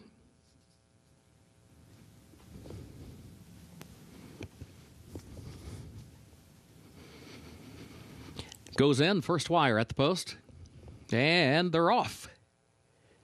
There goes Heavenly Sunset. Heavenly Sunset right out for the lead from that inside starting spot, as Plaza Q is there in the opening stride, salted back toward the inside as they head into the first turn. High Note forwardly placed but wide, fourth to third to second as they head into the first turn. Heavenly Sunset stays a lane off the rail, has the lead a length and a half. They stack up 3 across behind that one, though, as Plaza Q second between horses by a neck. High Note third on her outside. They both move forward to join Heavenly Sunset up front as they head off the first turn and up the backstretch. Salted backs away toward the inside in fourth. Gap of 3 lengths. In the Stars is fifth. Ganayam outside of that one is sixth. Fallon is seventh. Miss Authentic is eighth. Lolo La Plume is in ninth. And Protective Custody last to the 10. 23.25 seconds. Time for the opening quarter. Midpoint of the backstretch, Heavenly Sunset leads it by a length. Here's Plaza Q again trying to move up with High Note there to the far outside. Salted is fourth, starts to move off the rail to the far turn. Still 3 lengths off the lead. In the Stars against the rail, 5 from the front, and then Ganayam outside of her. 46.23 seconds was the time for the first half mile. Heavenly Sunset midway on the far turn leads it. Here comes Salted, though. Salted moves up far outside, fourth to third to second, a length off the lead. They're at the quarter pole. In the Stars is looking for some running room, tries to find it now at the top of the short stretch. Still fifth, trying to take fourth, and then third off the far turn. Still has company there with High Note to her inside, along with Plaza Q, who's struggling to try to hang on for that third position. In the meantime, final furlong, Heavenly Sunset chased by Salted, still 2.5, 3 lengths between them, and Heavenly Sunset the leader into the final 16th. Heavenly Sunset, Flavian Pratt aboard, opening up here with a 5-length lead. Heavenly Sunset to win it It was Salted home second, and Lolo La Plume came out of that four-way shuffle at the top of the stretch to grab third on the wire.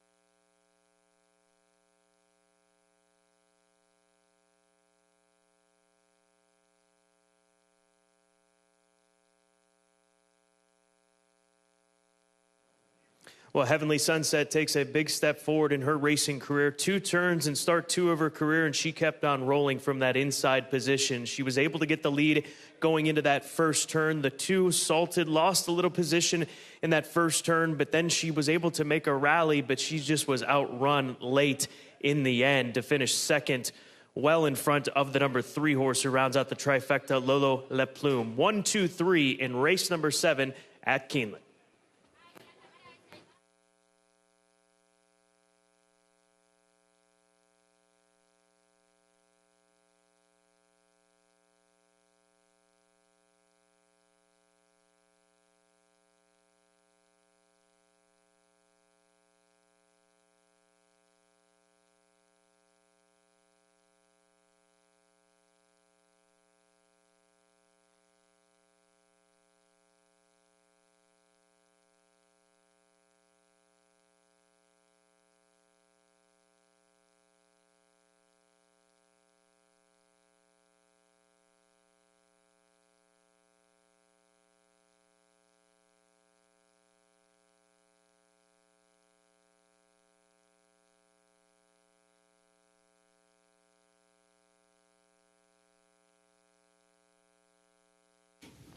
The unofficial results of Keeneland 7th race: number 1, Heavenly Sunset, first. Number 2, Salted, was second. Number 3, Lolo La Plume, was third. And number 8, High Note, was fourth. 1, 2, 3, 8 unofficial.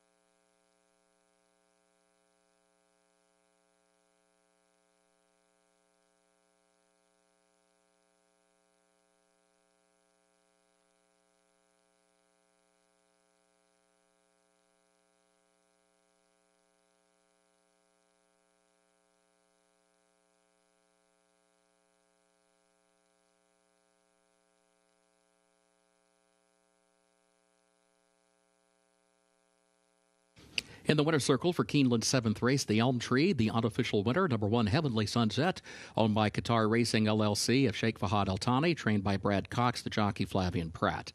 Heavenly Sunset, a 3-year-old filly by Constitution, out of Last Full Measure by Empire Maker, bred in Kentucky by CHC Incorporated.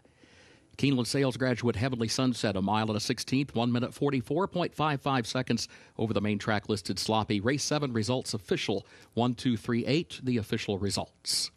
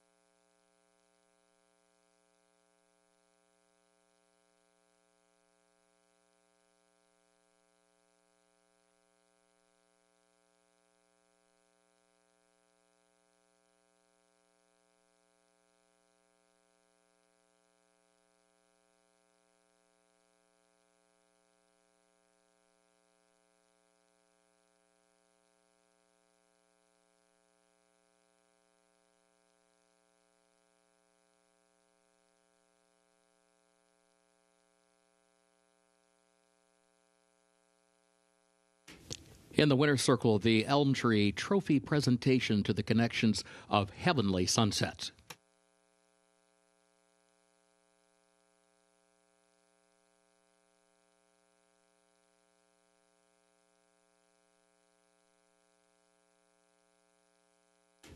Keeneland's 8th race upcoming, the Palisades Stakes, which comes off the turf and goes 5.5 furlongs on the sloppy main track. Double and pick 3 wagering and all main track late pick 3.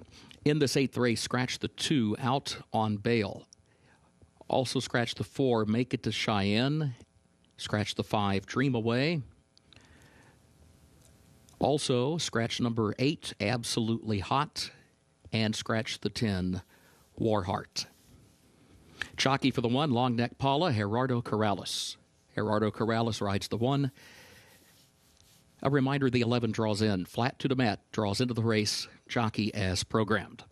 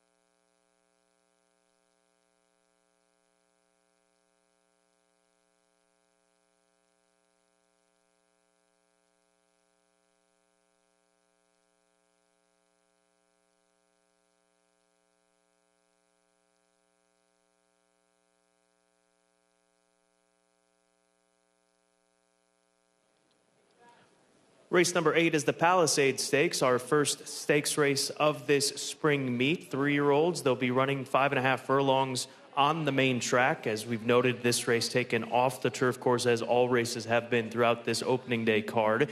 And I think for this filly, this race coming off the turf really moves her forward because she's yet to run on turf. Her last race on synthetic was just not up to snuff from what we've seen from her in the past. And she's already a stakes winner on the main track here at Keeneland. We saw her in October at the end of the fall meet win the Bowman Mill Stakes by a half of a length. Prior to that, she won the Prairie Meadows Debutante Stakes back in August in Altoona, Iowa. So she's got speed down on the inside, and Gerardo Corrales, this was his second option, and his other filly, Dream Away, scratched out of this race, and we'll expect to see her later on this week in the Limestone Stakes. But nonetheless, Long Neck Paula, for this race to come off the turf, that has put her in the position as the one to beat. 4-5 on the board right now for trainer Wesley Ward, a 3-time winner from 5 starts. Definitely suitable to have this kind of favoritism behind her with all the scratches in this race. The alternative is the 6-horse Turbulent Force, a Violence colt who has yet to try dirt, but he has tried a couple of different surfaces. He broke his maiden on turf at Gulfstream, then he won an allowance race on the synthetic course. Last time out at Gulfstream Park in the Texas Glitter, ended up finishing 4th. But George Weaver's adding blinkers for the first time to this colt by Violence out of a tap at First Dam. So pedigree for the dirt obviously is there. Flavian Pratt looking for back-to-back wins on the card. I think legit to be 9-5 as the second choice, even though we've yet to see him run on a main track or a off-main track for that matter. And then we move on to the number 3 horse, that is Normandy Coast for Eddie Keneally, Omaha Beach colt who cuts back in distance. His form has been at his best when running the shorter distances. Now, you got to keep in mind that in the Grade 3 Gotham, that is a 1-turn mile up at Aqueduct. But that was a big jump up in class to go from allowance company into a Grade 3. But we see a lot of connections make that move, especially when you clear the first level allowance condition. So they took their shot. He didn't break all that well. He stumbled leaving the starting gate and was eased in the end. So he comes out of that race a month later after being so far out of it. But the cutback in distance, I think, will be a huge plus, and off the rail as well. Perhaps part of that stumble away from the starting gate was being drawn in post position number 1. He's got post number 2 here today. He'll be drawn right next to his main competition in the filly Long Neck Paula. But you've got to respect Normandy Coast on the turn back in distance in today's Palisades Stakes. 13 minutes to post. Our featured events are coming up next. The Palisades in race number 8, and then race number 9 will be the Grade 2 Middle Ground Capital Beaumont Stakes, as race number 8 will start the final pick 3 opportunity of opening day here at Keeneland.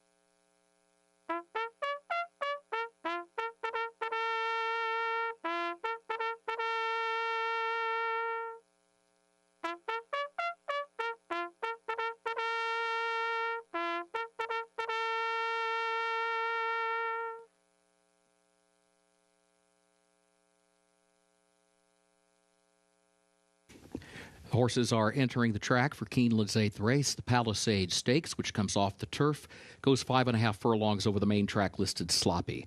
Scratch the 2 out on bail. Scratch 4, Make It to Cheyenne. Also scratch the 5, Dream Away. Scratch number 8, Absolutely Hot. And scratch the 10, War Heart. Jockey for the 1, Long Neck Paula, will be Gerardo Corrales. And a reminder, the 11 flat to the mat draws in. Jockey as programmed. Double and pick 3 wagering starts the last of the day's rolling pick 3s and all main track. Pick 3. Post time 6 minutes.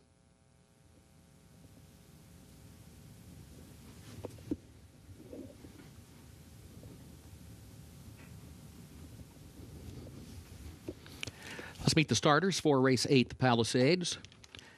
Number 1 is Long Neck Paula, owned by Will Stroud and Deborah O'Connor, trained by Wesley Ward, the jockey Gerardo Corrales. 2 is Scratch, 3 Normandy Coast, owned by Redgate Racing of Eric Keneally, trained by Eddie Keneally, the jockey Ben Curtis. 4 and 5 are scratched. 6 Turbulent Force, owned by R.A. Hill Stable, Raymond A. Hill III, SGV Thoroughbred Steve Venosa, trained by George Weaver, jockey Flavian Pratt. 7 Breeze in Town, owned by Dixiana Farms LLC of William Shively, trained by John Ennis, jockey Edgar Morales. 8 is Scratch, 9 is Killjoy, owned by Foster Family Racing of Brooklyn Foster, owned also by William Wargel, R.K. Eckridge Racing LLC of Rebecca Eckridge, trained by Eric Foster. Joseph Ramos to ride. 10 is Scratched, the 11 draws in flat to the mat, owned by JP Racing Stable of Ralph Bianculli, Wexford Racing of Cronin Dempsey, trained by Mike Maker, the jockey Luan Machado. Post time 5 minutes.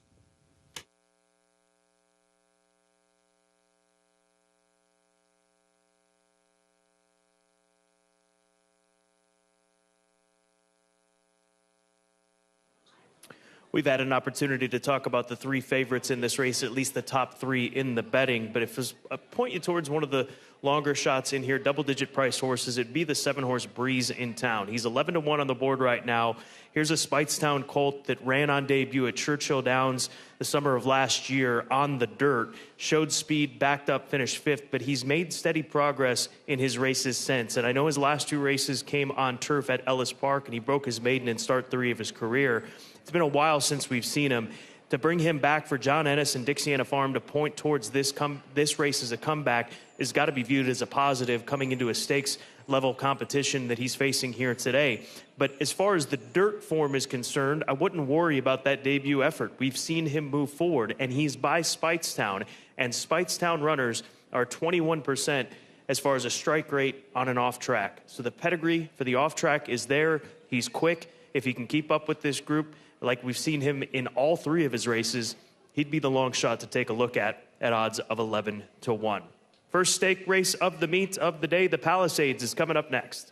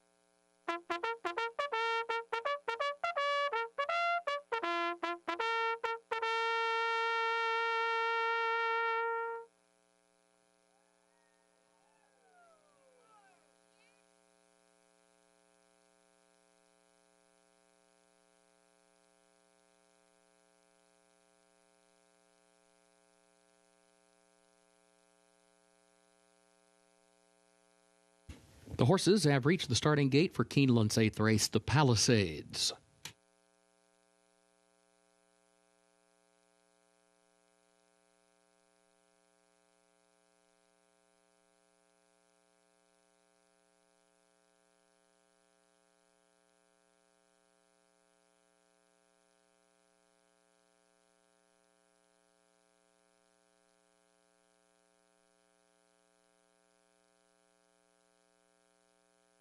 Moving into line, race 8.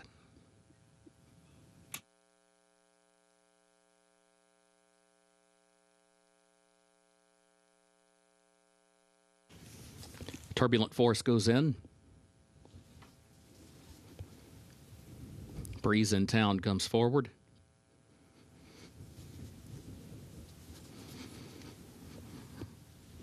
Here's Killjoy.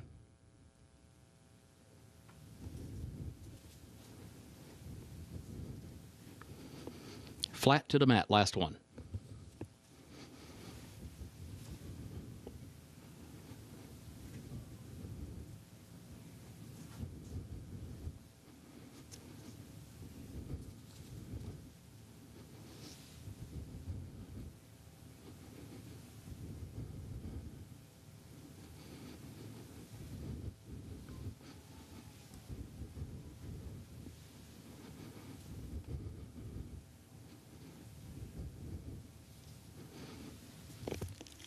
Last one goes in. They're at the post, and they're off in the Palisades. Long Neck Paula and Killjoy have early speed, and here's Breeze in Town between that pair, but Long Neck Paula is the early leader. And then Normandy Coast comes away toward the inside in the 4th position. Turbulent Force is in 5th, and Flat to the Mat is last of the 6. Long Neck Paula leads by a length and a half to Breeze in Town onto the far turn, 2.5 length. And then Normandy Coast to the inside, followed by Killjoy, 4th up on the outside, 21.92 seconds, the time for the opening quarter. Turbulent Force further back against the rail, 5 lengths from the lead, and is followed by Flat to the Mat, who's last off the far turn. Top of the stretch, Long Neck Paula with Normandy Coast finding an opening, trying to sneak through down toward the inside. Here is Normandy Coast up the rail to challenge Long Neck Paula. These two going at it for the lead as they move into the final furlong of the Palisades. Normandy Coast has a narrow lead. Long Neck Paula there to the outside in second now as they come for the 16th pole. Normandy Coast comes up the inside. Ben Curtis aboard, cut the corner, turning for home, and goes on to win the Palisades. Normandy Coast in front. Long Neck Paula was home second, Killjoy third, Flat to the Mat fourth, Turbulent Force across the wire in fifth, and Breeze in Town was sixth.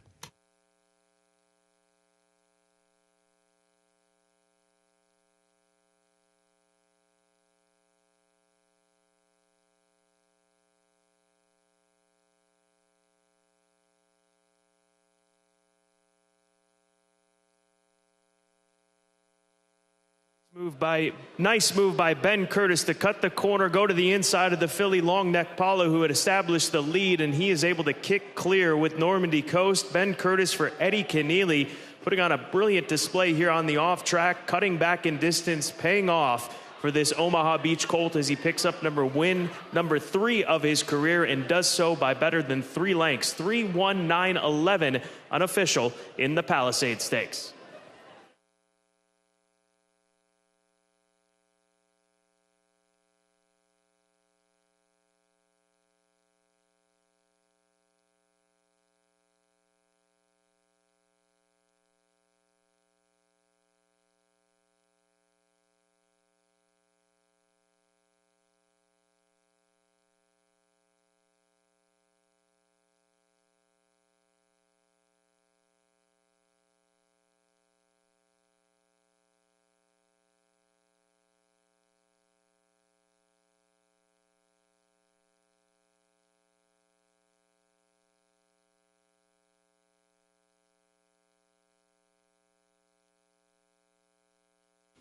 The unofficial results of Keeneland's 8th race: number 3, Normandy Coast, was first. Number 1, Longneck Paula, second. Number 9, Killjoy, third. The 11, Flat to the Mat, fourth. 3-1-9-11, unofficial.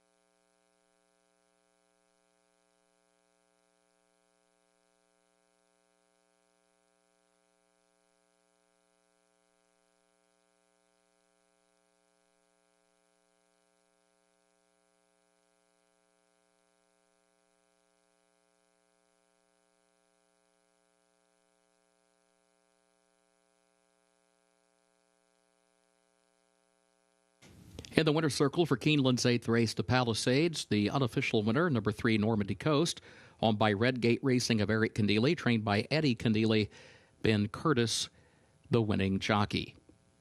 Normandy Coast, a 3-year-old son of Omaha Beach out of Alliteration by Congrats, bred in Kentucky by Haymarket Farm, LLC. 5.5 furlongs over the main track, listed sloppy, 1 minute 4.35 seconds, and the results are now official.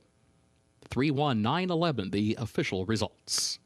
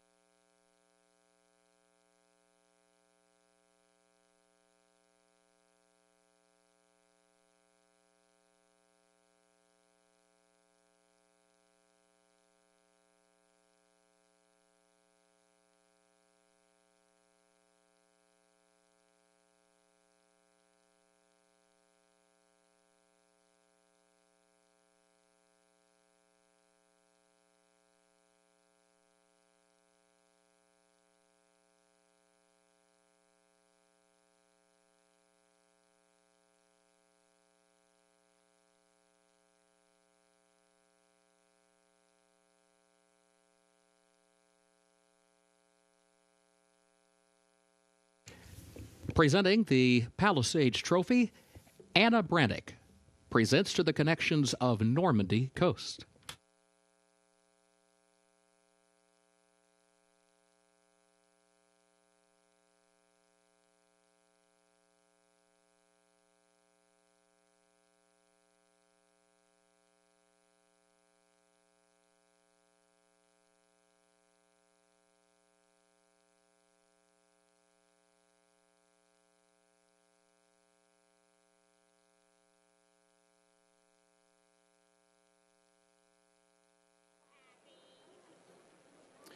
Normandy Coast putting on an impressive display on the off-track here at Keeneland in the Palisades Stakes for trainer Eddie Condeely and Ben Curtis. Your first stakes win here at Keeneland. Congratulations. About that move you made at the top of the stretch to dive down to the inside, how'd that work out for you? Yeah, I mean, it worked out perfect. We went on to win, but it was the horse in front was just getting out a little bit off the rail, and I knew that Al had stayed very well. So, you know, stamina wasn't going to be a problem. And when the opportunity presented itself, I said, perfect, we'll take the shortest way around. And he duly went to the front and kept going, which all you could ask of him. How would you sum up your first stakes victory and experience here at Keeneland Racecourse? It's brilliant. I've only ever been here once for one day, so to start the meet out like this, and also for Eddie as well. I've known Eddie for years, and you know, it's great that he's put me up on a lot of horses and had a good few winners, but I think this is the biggest of them. So yeah, absolutely fantastic. Congratulations. Thank you very much.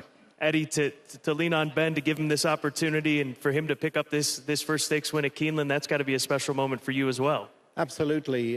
This is a nice horse. We were actually praying for rain this week, so that happened for us. We wanted to run him on the dirt here, and it worked out perfectly. He got a beautiful ride, and yeah, very happy. What would you expect moving forward, staying at a shorter distance like we've seen from him with the way that we saw him perform today? Yeah, we tried the mile last time in New York. He probably doesn't stay that far. I think we'll be looking at the rest of the sprint dirt 3-year-old stakes going forward for the spring and summer. Congratulations. Thank you, Scott. Normandy and Coast, ultra impressive today in the Palisades Stakes.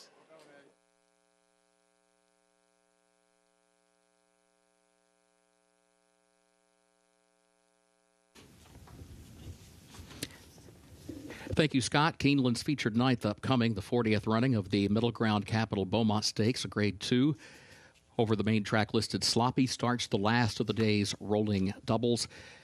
A reminder, the 10th race is off the turf and will also be contested on the main track. In this ninth event, Scratch the One Eclatant. Scratch the One Eclatant, no superfecta on race 9.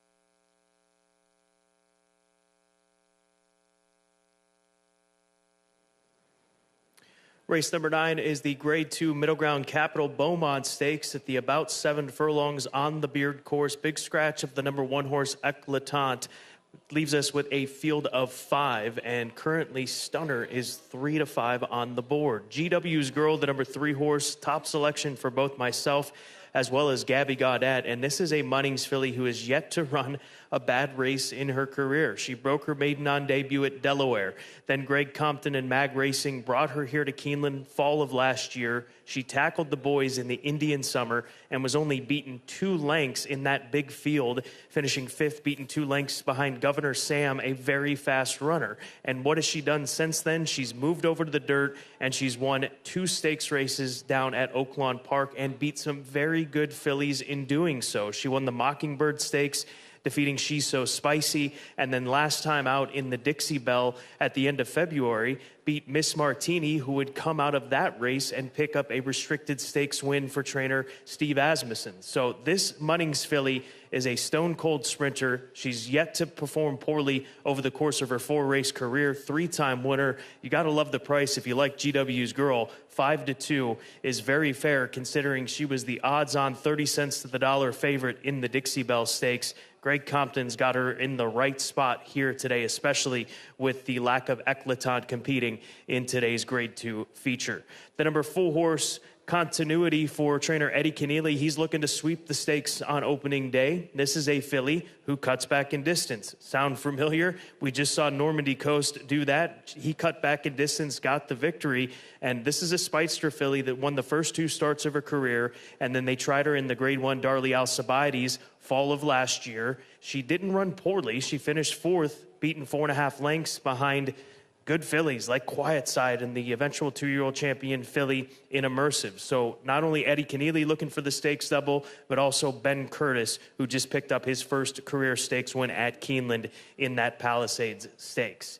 And then finally, the number 5 horse, Stunner. This is a Gervin filly. We've talked a lot about pedigrees for an off track here this afternoon, given the wet conditions. Sons and Daughters of Gervin winning 22% of the time from a fairly decent sample size, not to the extent of some of the other stallions that we referred to, but Sons and Daughters of Gervin have run 171 races on an off track, and that 22% strike rate certainly does stand out. But she was second behind Eclatant in the Grade 3 Forward Gal. Prior to that, she went 2 turns, finished second in a Florida Stallion Series stake at the end of November. But she's got good one-turn form. She's quick. Pedigree's there. Obviously, connections are there as well for trainer Brad Cox, L&J Foxwoods, Church Street Stable, the owner, and jockey Flavian Pratt, the reigning champion jockey of 2024. 3-5 on the board on Stunner. Competitive group getting set for today's Grade 2 Middle Ground Capital Beaumont Stakes. We're less than 15 minutes away from post time. Good luck.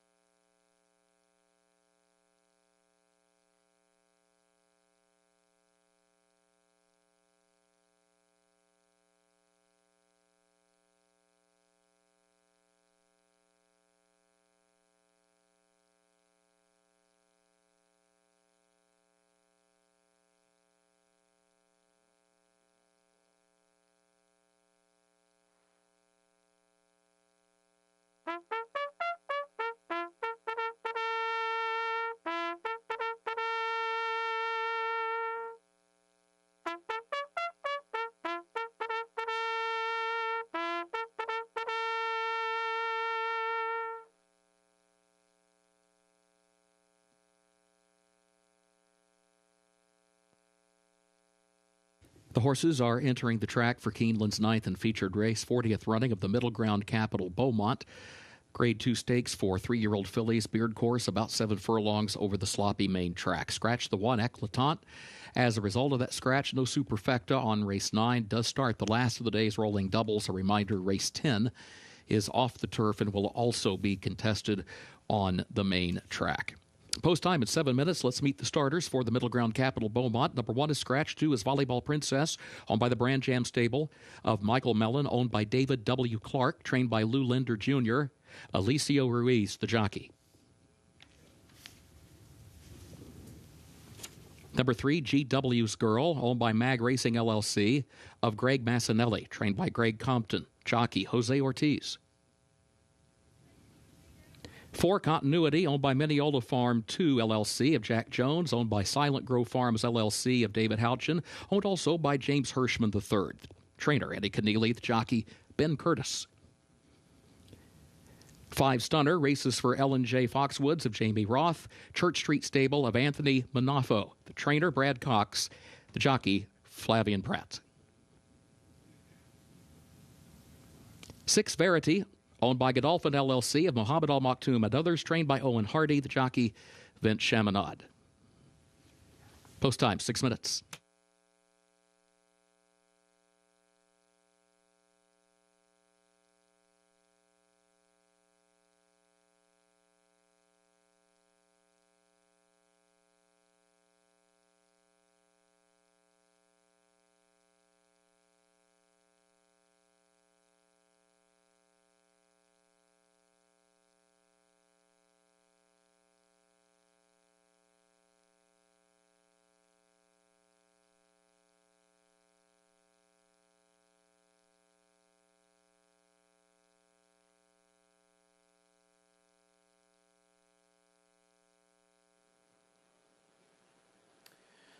Godolphin looking for another win here on opening day, and this in the Grade 2 variety in the Middle Ground Capital Beaumont Stakes. And Verity is a daughter of Nyquist, who would not be a surprise. She's 5-1 on the board right now. She is currently sitting at about the third choice in the wagering at that 5-1 number. But if you look at this filly's career, debuted at Churchill Downs last year at the age of 2 in a big field, and she was the pretty clear favorite that day, and she did not disappoint. Outside of getting the victory, she ran a big race, beaten just ahead in the end, and came out of that race about a month and a half later to win on debut, or win in her second start in January at Turfway Park, and then backed that up with another victory. So 2 wins in a row for this filly on the synthetic at Turfway. Owen Hardy has had a phenomenal run over the last year or so for Godolphin, and this filly part of it. So getting this stakes test here today, she has run a good race every step of the way. Outside draw, we'll see how she handles that and what the approach will be with the other speed down to her inside. It certainly does appear they will be out in front of her, but nonetheless, 5-1 on the board. Good price if you want to take a shot with the Godolphin homebred Verity, the daughter of Nyquist, in today's featured Grade 2 Middle Ground Capital Beaumont Stakes, which will get underway in less than 5 minutes.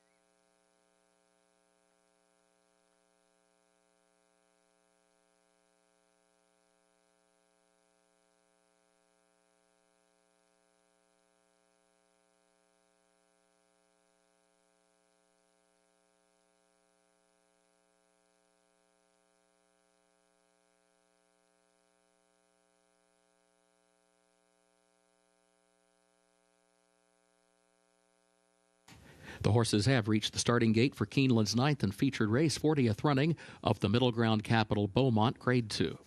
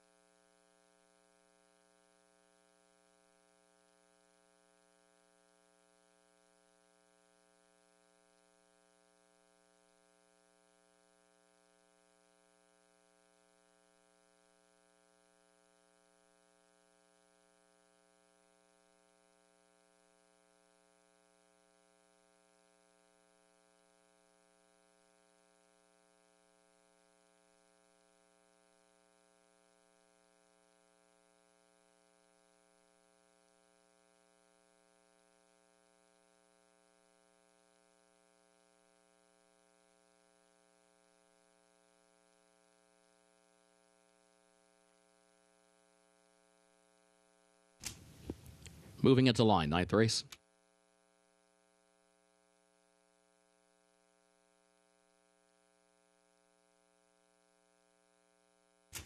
Volleyball Princess moves in, and here's GW's Girl. Continuity comes forward, 2 more to load. Here's Stunner.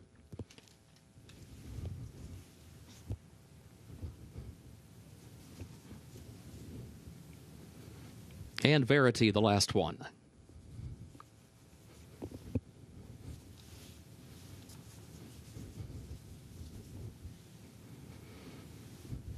Last one goes in. They're at the post. They're off in the Middle Ground Capital Beaumont. There goes Stunner. And GW's Girl. Then Verity up on the outside as they head up the chute and onto the backstretch. Now Volleyball Princess kicks in. She broke 4th, now moves up 2nd. But it is Stunner, a lane off the rail, who leads. Stunner leads it by almost a full length now. Verity moves back up on the outside, 2nd by a half length. Volleyball Princess is now in 3rd position by just a neck. GW's Girl moves by, and from in between horses to her outside. And then Continuity, who's wide at the back, moves up 1 spot from last, 3 lengths front to back, opening quarter, 22.22 seconds. They head onto the far turn. And it is Stunner, the leader, with Verity 2nd and less than a length separate the top 2. GW's Girl 3rd up on the outside. And then Volleyball Princess 4th against the rail. Continuity last of the 5. Now running nearly 5 lengths off the lead as they round the far turn. Stunner chased by Verity. And then Volleyball Princess, who comes up the rail to 3rd. GW's Girl is 4th off the far turn. Into the stretch, Verity and Stunner. Stunner and Verity going at it for the lead into the final furlong of the Middle Ground Capital Beaumont. And Verity has the lead now. Verity leads it by a length and a half. Back to Stunner in 2nd, 3 more lengths to Volleyball Princess in 3rd. It is Verity in front, and Verity comes bounding home for Vince Chaminade to win it. It was Stunner home 2nd, Volleyball Princess 3rd, GW's Girl 4th, and Continuity was 5th.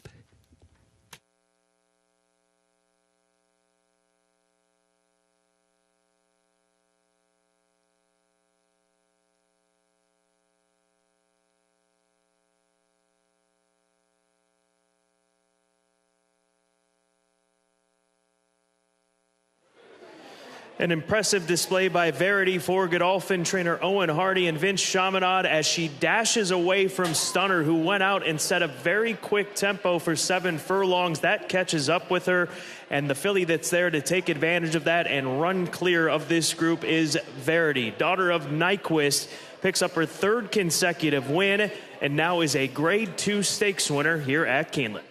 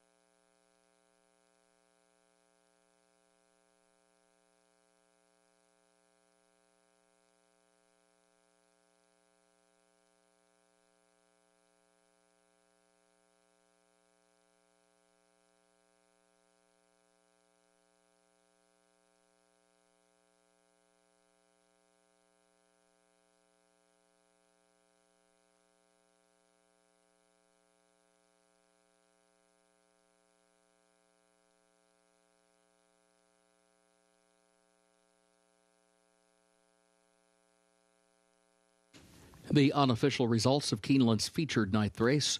Number 6, Verity, first. Number 5, Stunner, was second. Number 2, Volleyball Princess, was third. Number 3, GW's Girl, fourth. 6-5-2-3, unofficial.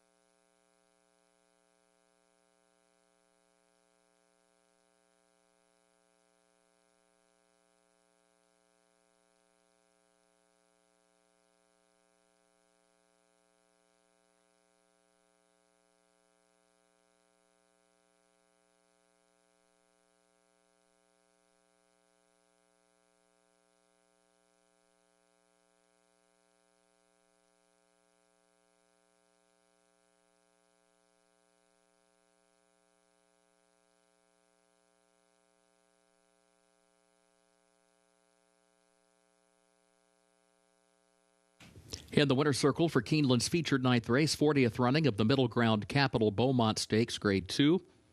Number 6, Verity, 2 wins today for Godolphin LLC of Mohammed Al Maktoum and others as both owner and breeder. The trainer is Owen Hardy, the jockey Vince Chaminade. Beard course about 7 furlongs over the sloppy main track, 1 minute 27.18 seconds. The results are official. 6-5-2-3, the official results.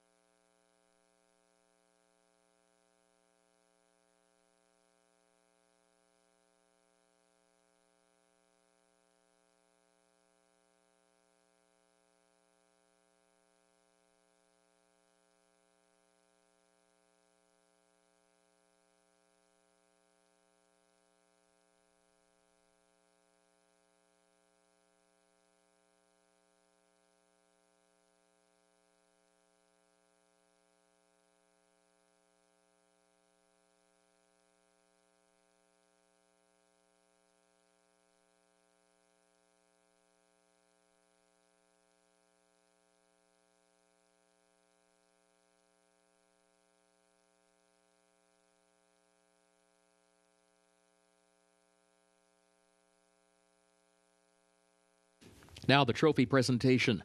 John Stewart and Chelsea Stone present the Middle Ground Capital Beaumont Trophy to the connections of Verity.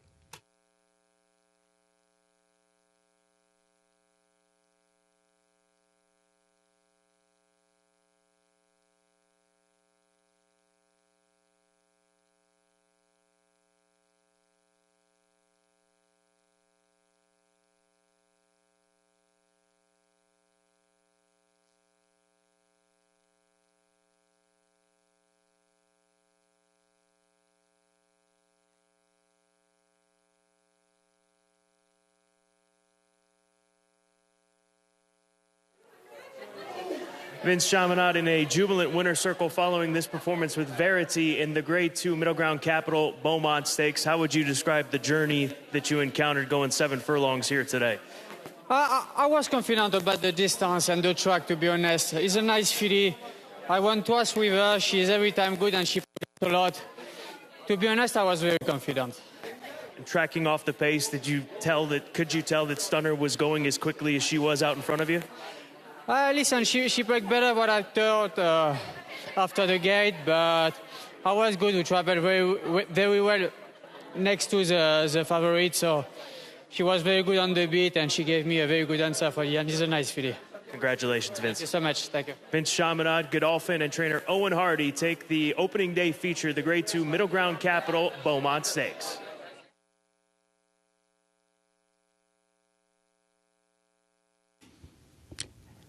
Thank you, Scott. Keeneland's 10th and final race upcoming. Race 10 comes off the turf. It will go at 1 1/8 on the sloppy main track. No super high 5. Scratch the 2, Balnikov. Scratch the 4, Another Mystery. Also scratch the 5, A Credit. Scratch 7, Taking Candy. Scratch 8, Starting Over. Also scratch the 11, Swift Sure. And scratch the also eligibles 13 and 14. The jockey for the 1, Warrior Johnny, will be Luis Saez. Luis Saez rides the 1. The jockey for the 10, Money Supply, Irad Ortiz Jr. Number 10, Money Supply, the jockey, Irad Ortiz Jr.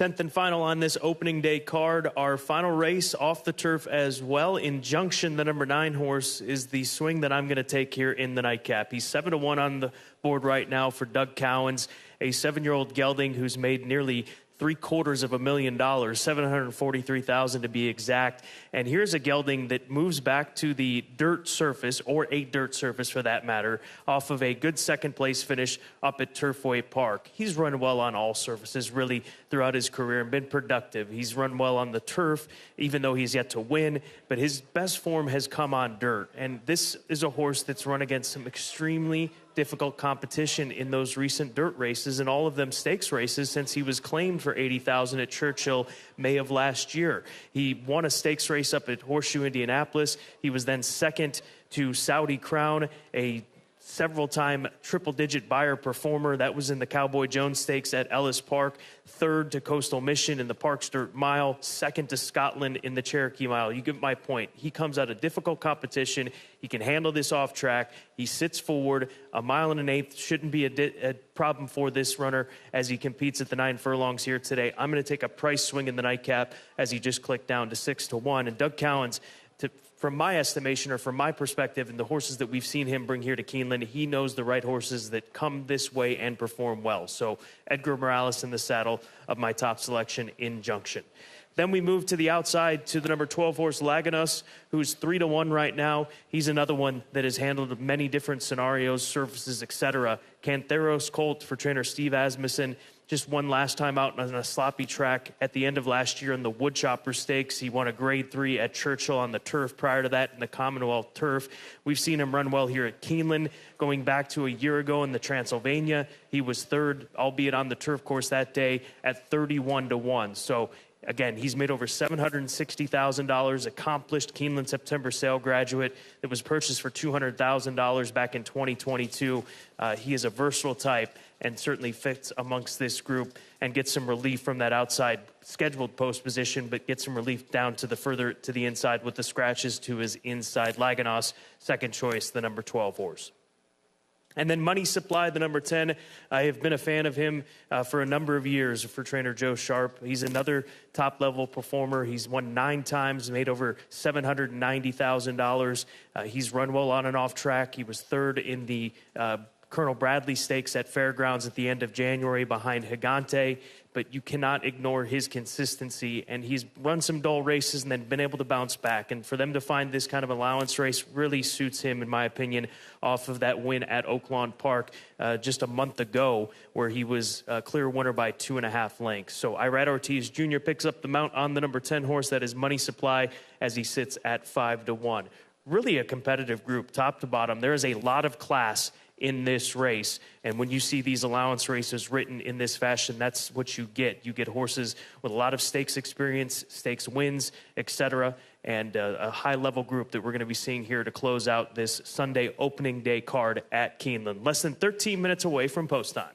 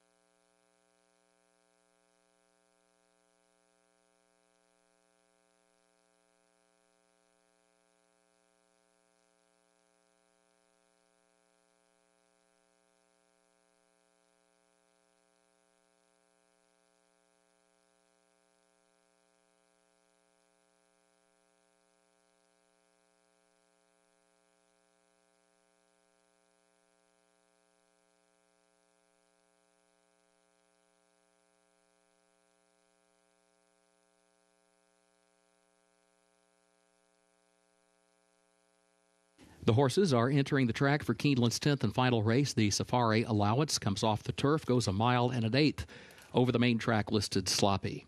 No Super High 5. Scratch the 2, Balnikov. Scratch the 4, Another Mystery. Also scratch 5, A Credit. Scratch 7, Taking Candy, and 8, Starting Over. Also scratch the 11, Swift Sure, and scratch the also eligibles 13 and 14. Luis Saez, the jockey for number 1, Warrior Johnny. Irad Ortiz Jr. rides the 10, Money Supply. Sloppy track, 5 minutes to post.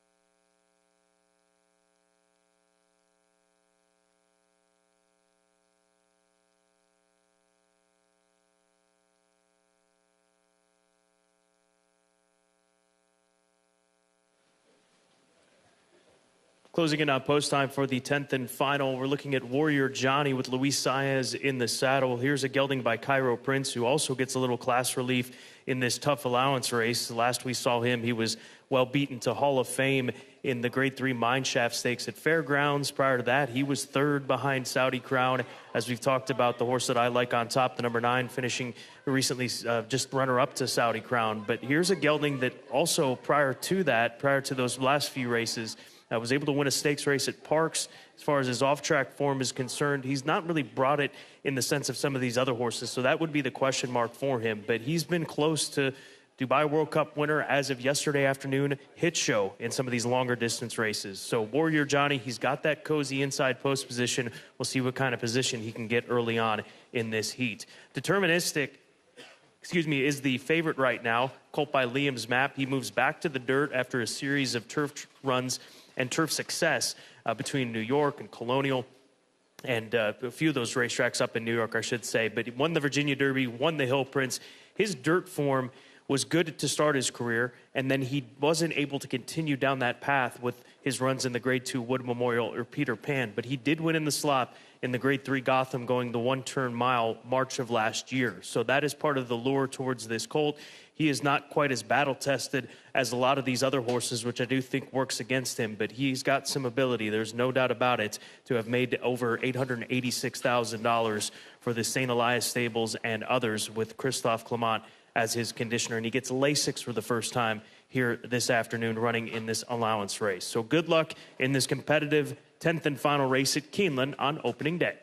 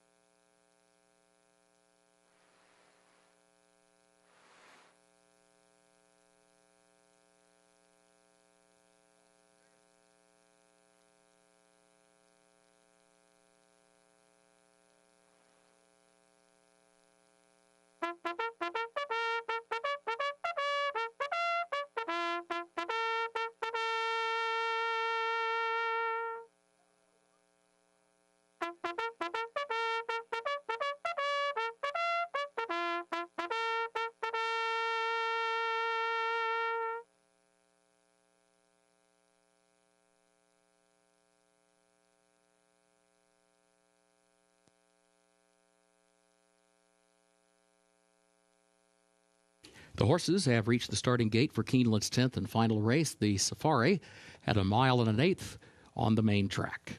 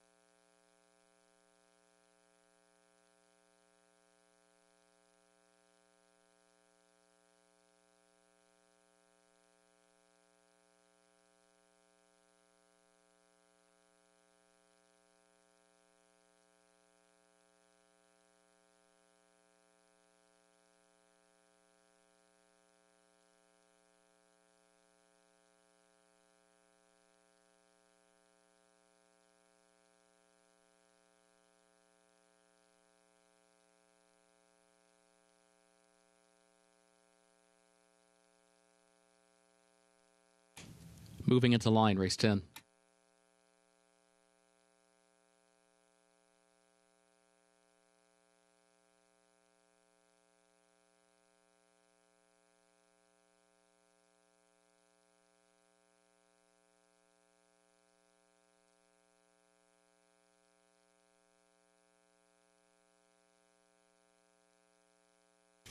Strong Quality comes forward.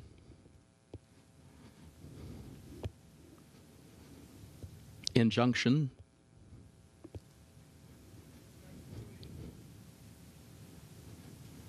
Money Supply. Laginos, the last one.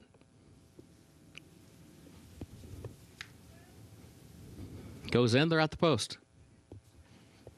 And they're off.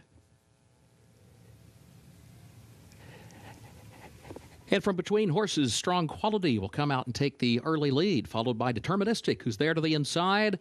Warrior Johnny is away running in third. Injunction, close up but wide in fourth. 3 lanes off the rail into the first turn. And now challenging for third. But a gap of 4 more lengths back to Money Supply, nearly 3 back of that one to Laginos, who is last. Around the turn they go, and Deterministic against the rail is the leader, has the lead by just a neck. Strong Quality second on the outside by a length. Injunction third to the far outside. Warrior Johnny fourth back toward the inside. And then a gap of 2.5 more lengths back to Money Supply, and 3.5 back of that one to Laginos, who trails the opening quarter 23.1 seconds. Midpoint of the backstretch, Deterministic leads.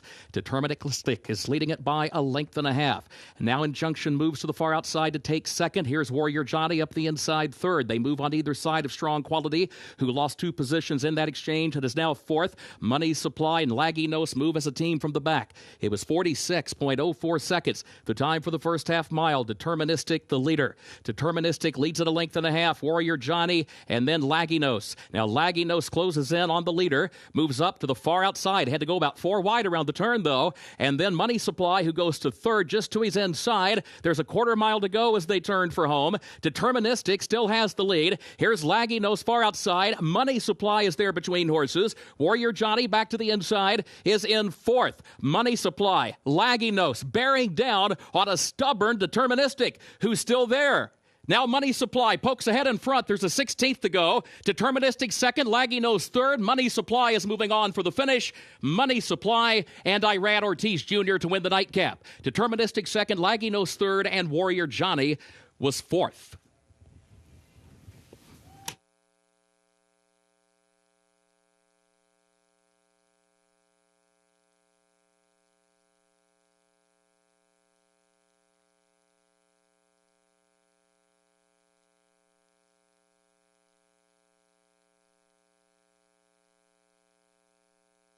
What a tussle between these top 3 finishers, trading blows down the lane. Deterministic, he's trying to hang in there in between. Money Supply taking contact from Laginos, and he doesn't back down. This veteran 6-year-old son of Practical Joke wins yet another high-level allowance race for Jordan Wyckoff, and Joe Sharp win number 10 of his career and closes out opening day at odds of 7-1.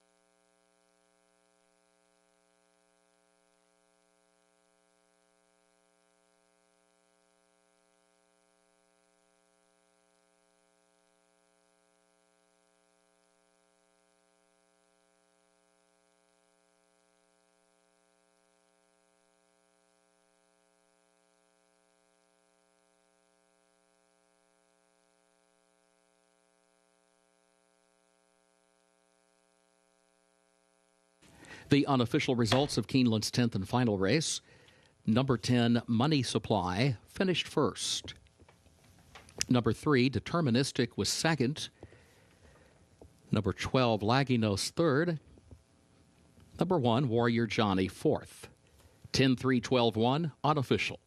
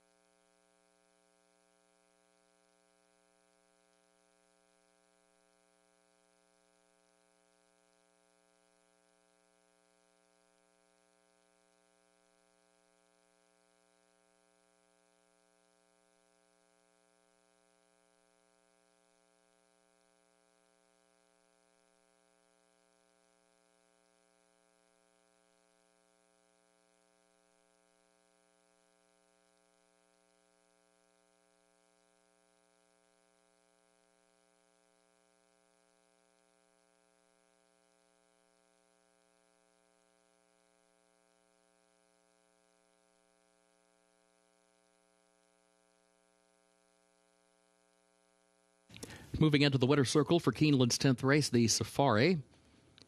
Number 10, Money Supply, owned by Jordan Wyckoff and trained by Joe Sharp.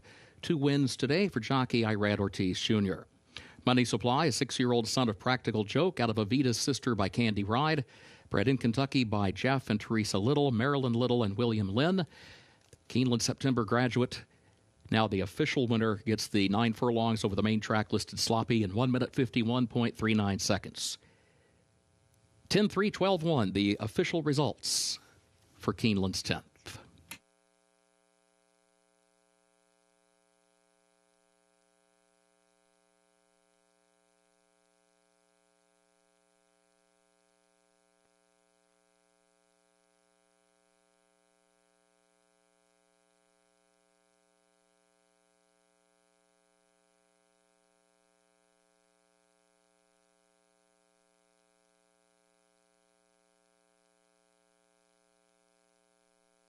In the winner's circle, the Safari Trophy presentation to the connections of Money Supply.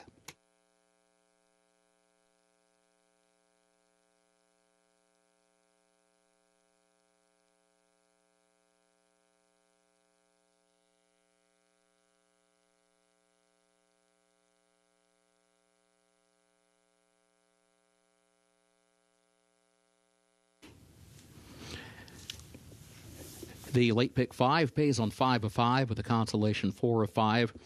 5 of 6 on the pick 6 today with a carryover of $39,291 for the pick 6. Live racing resumes here tomorrow, 1 o'clock Eastern, featuring the Grade 1 Central Bank Ashland, and again Tuesday, 1 p.m., featuring the $1 million Grade 1 Toyota Bluegrass Stakes.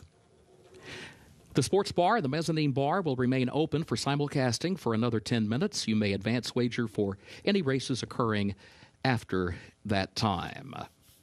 For now, on behalf of Keeneland, thank you and good evening.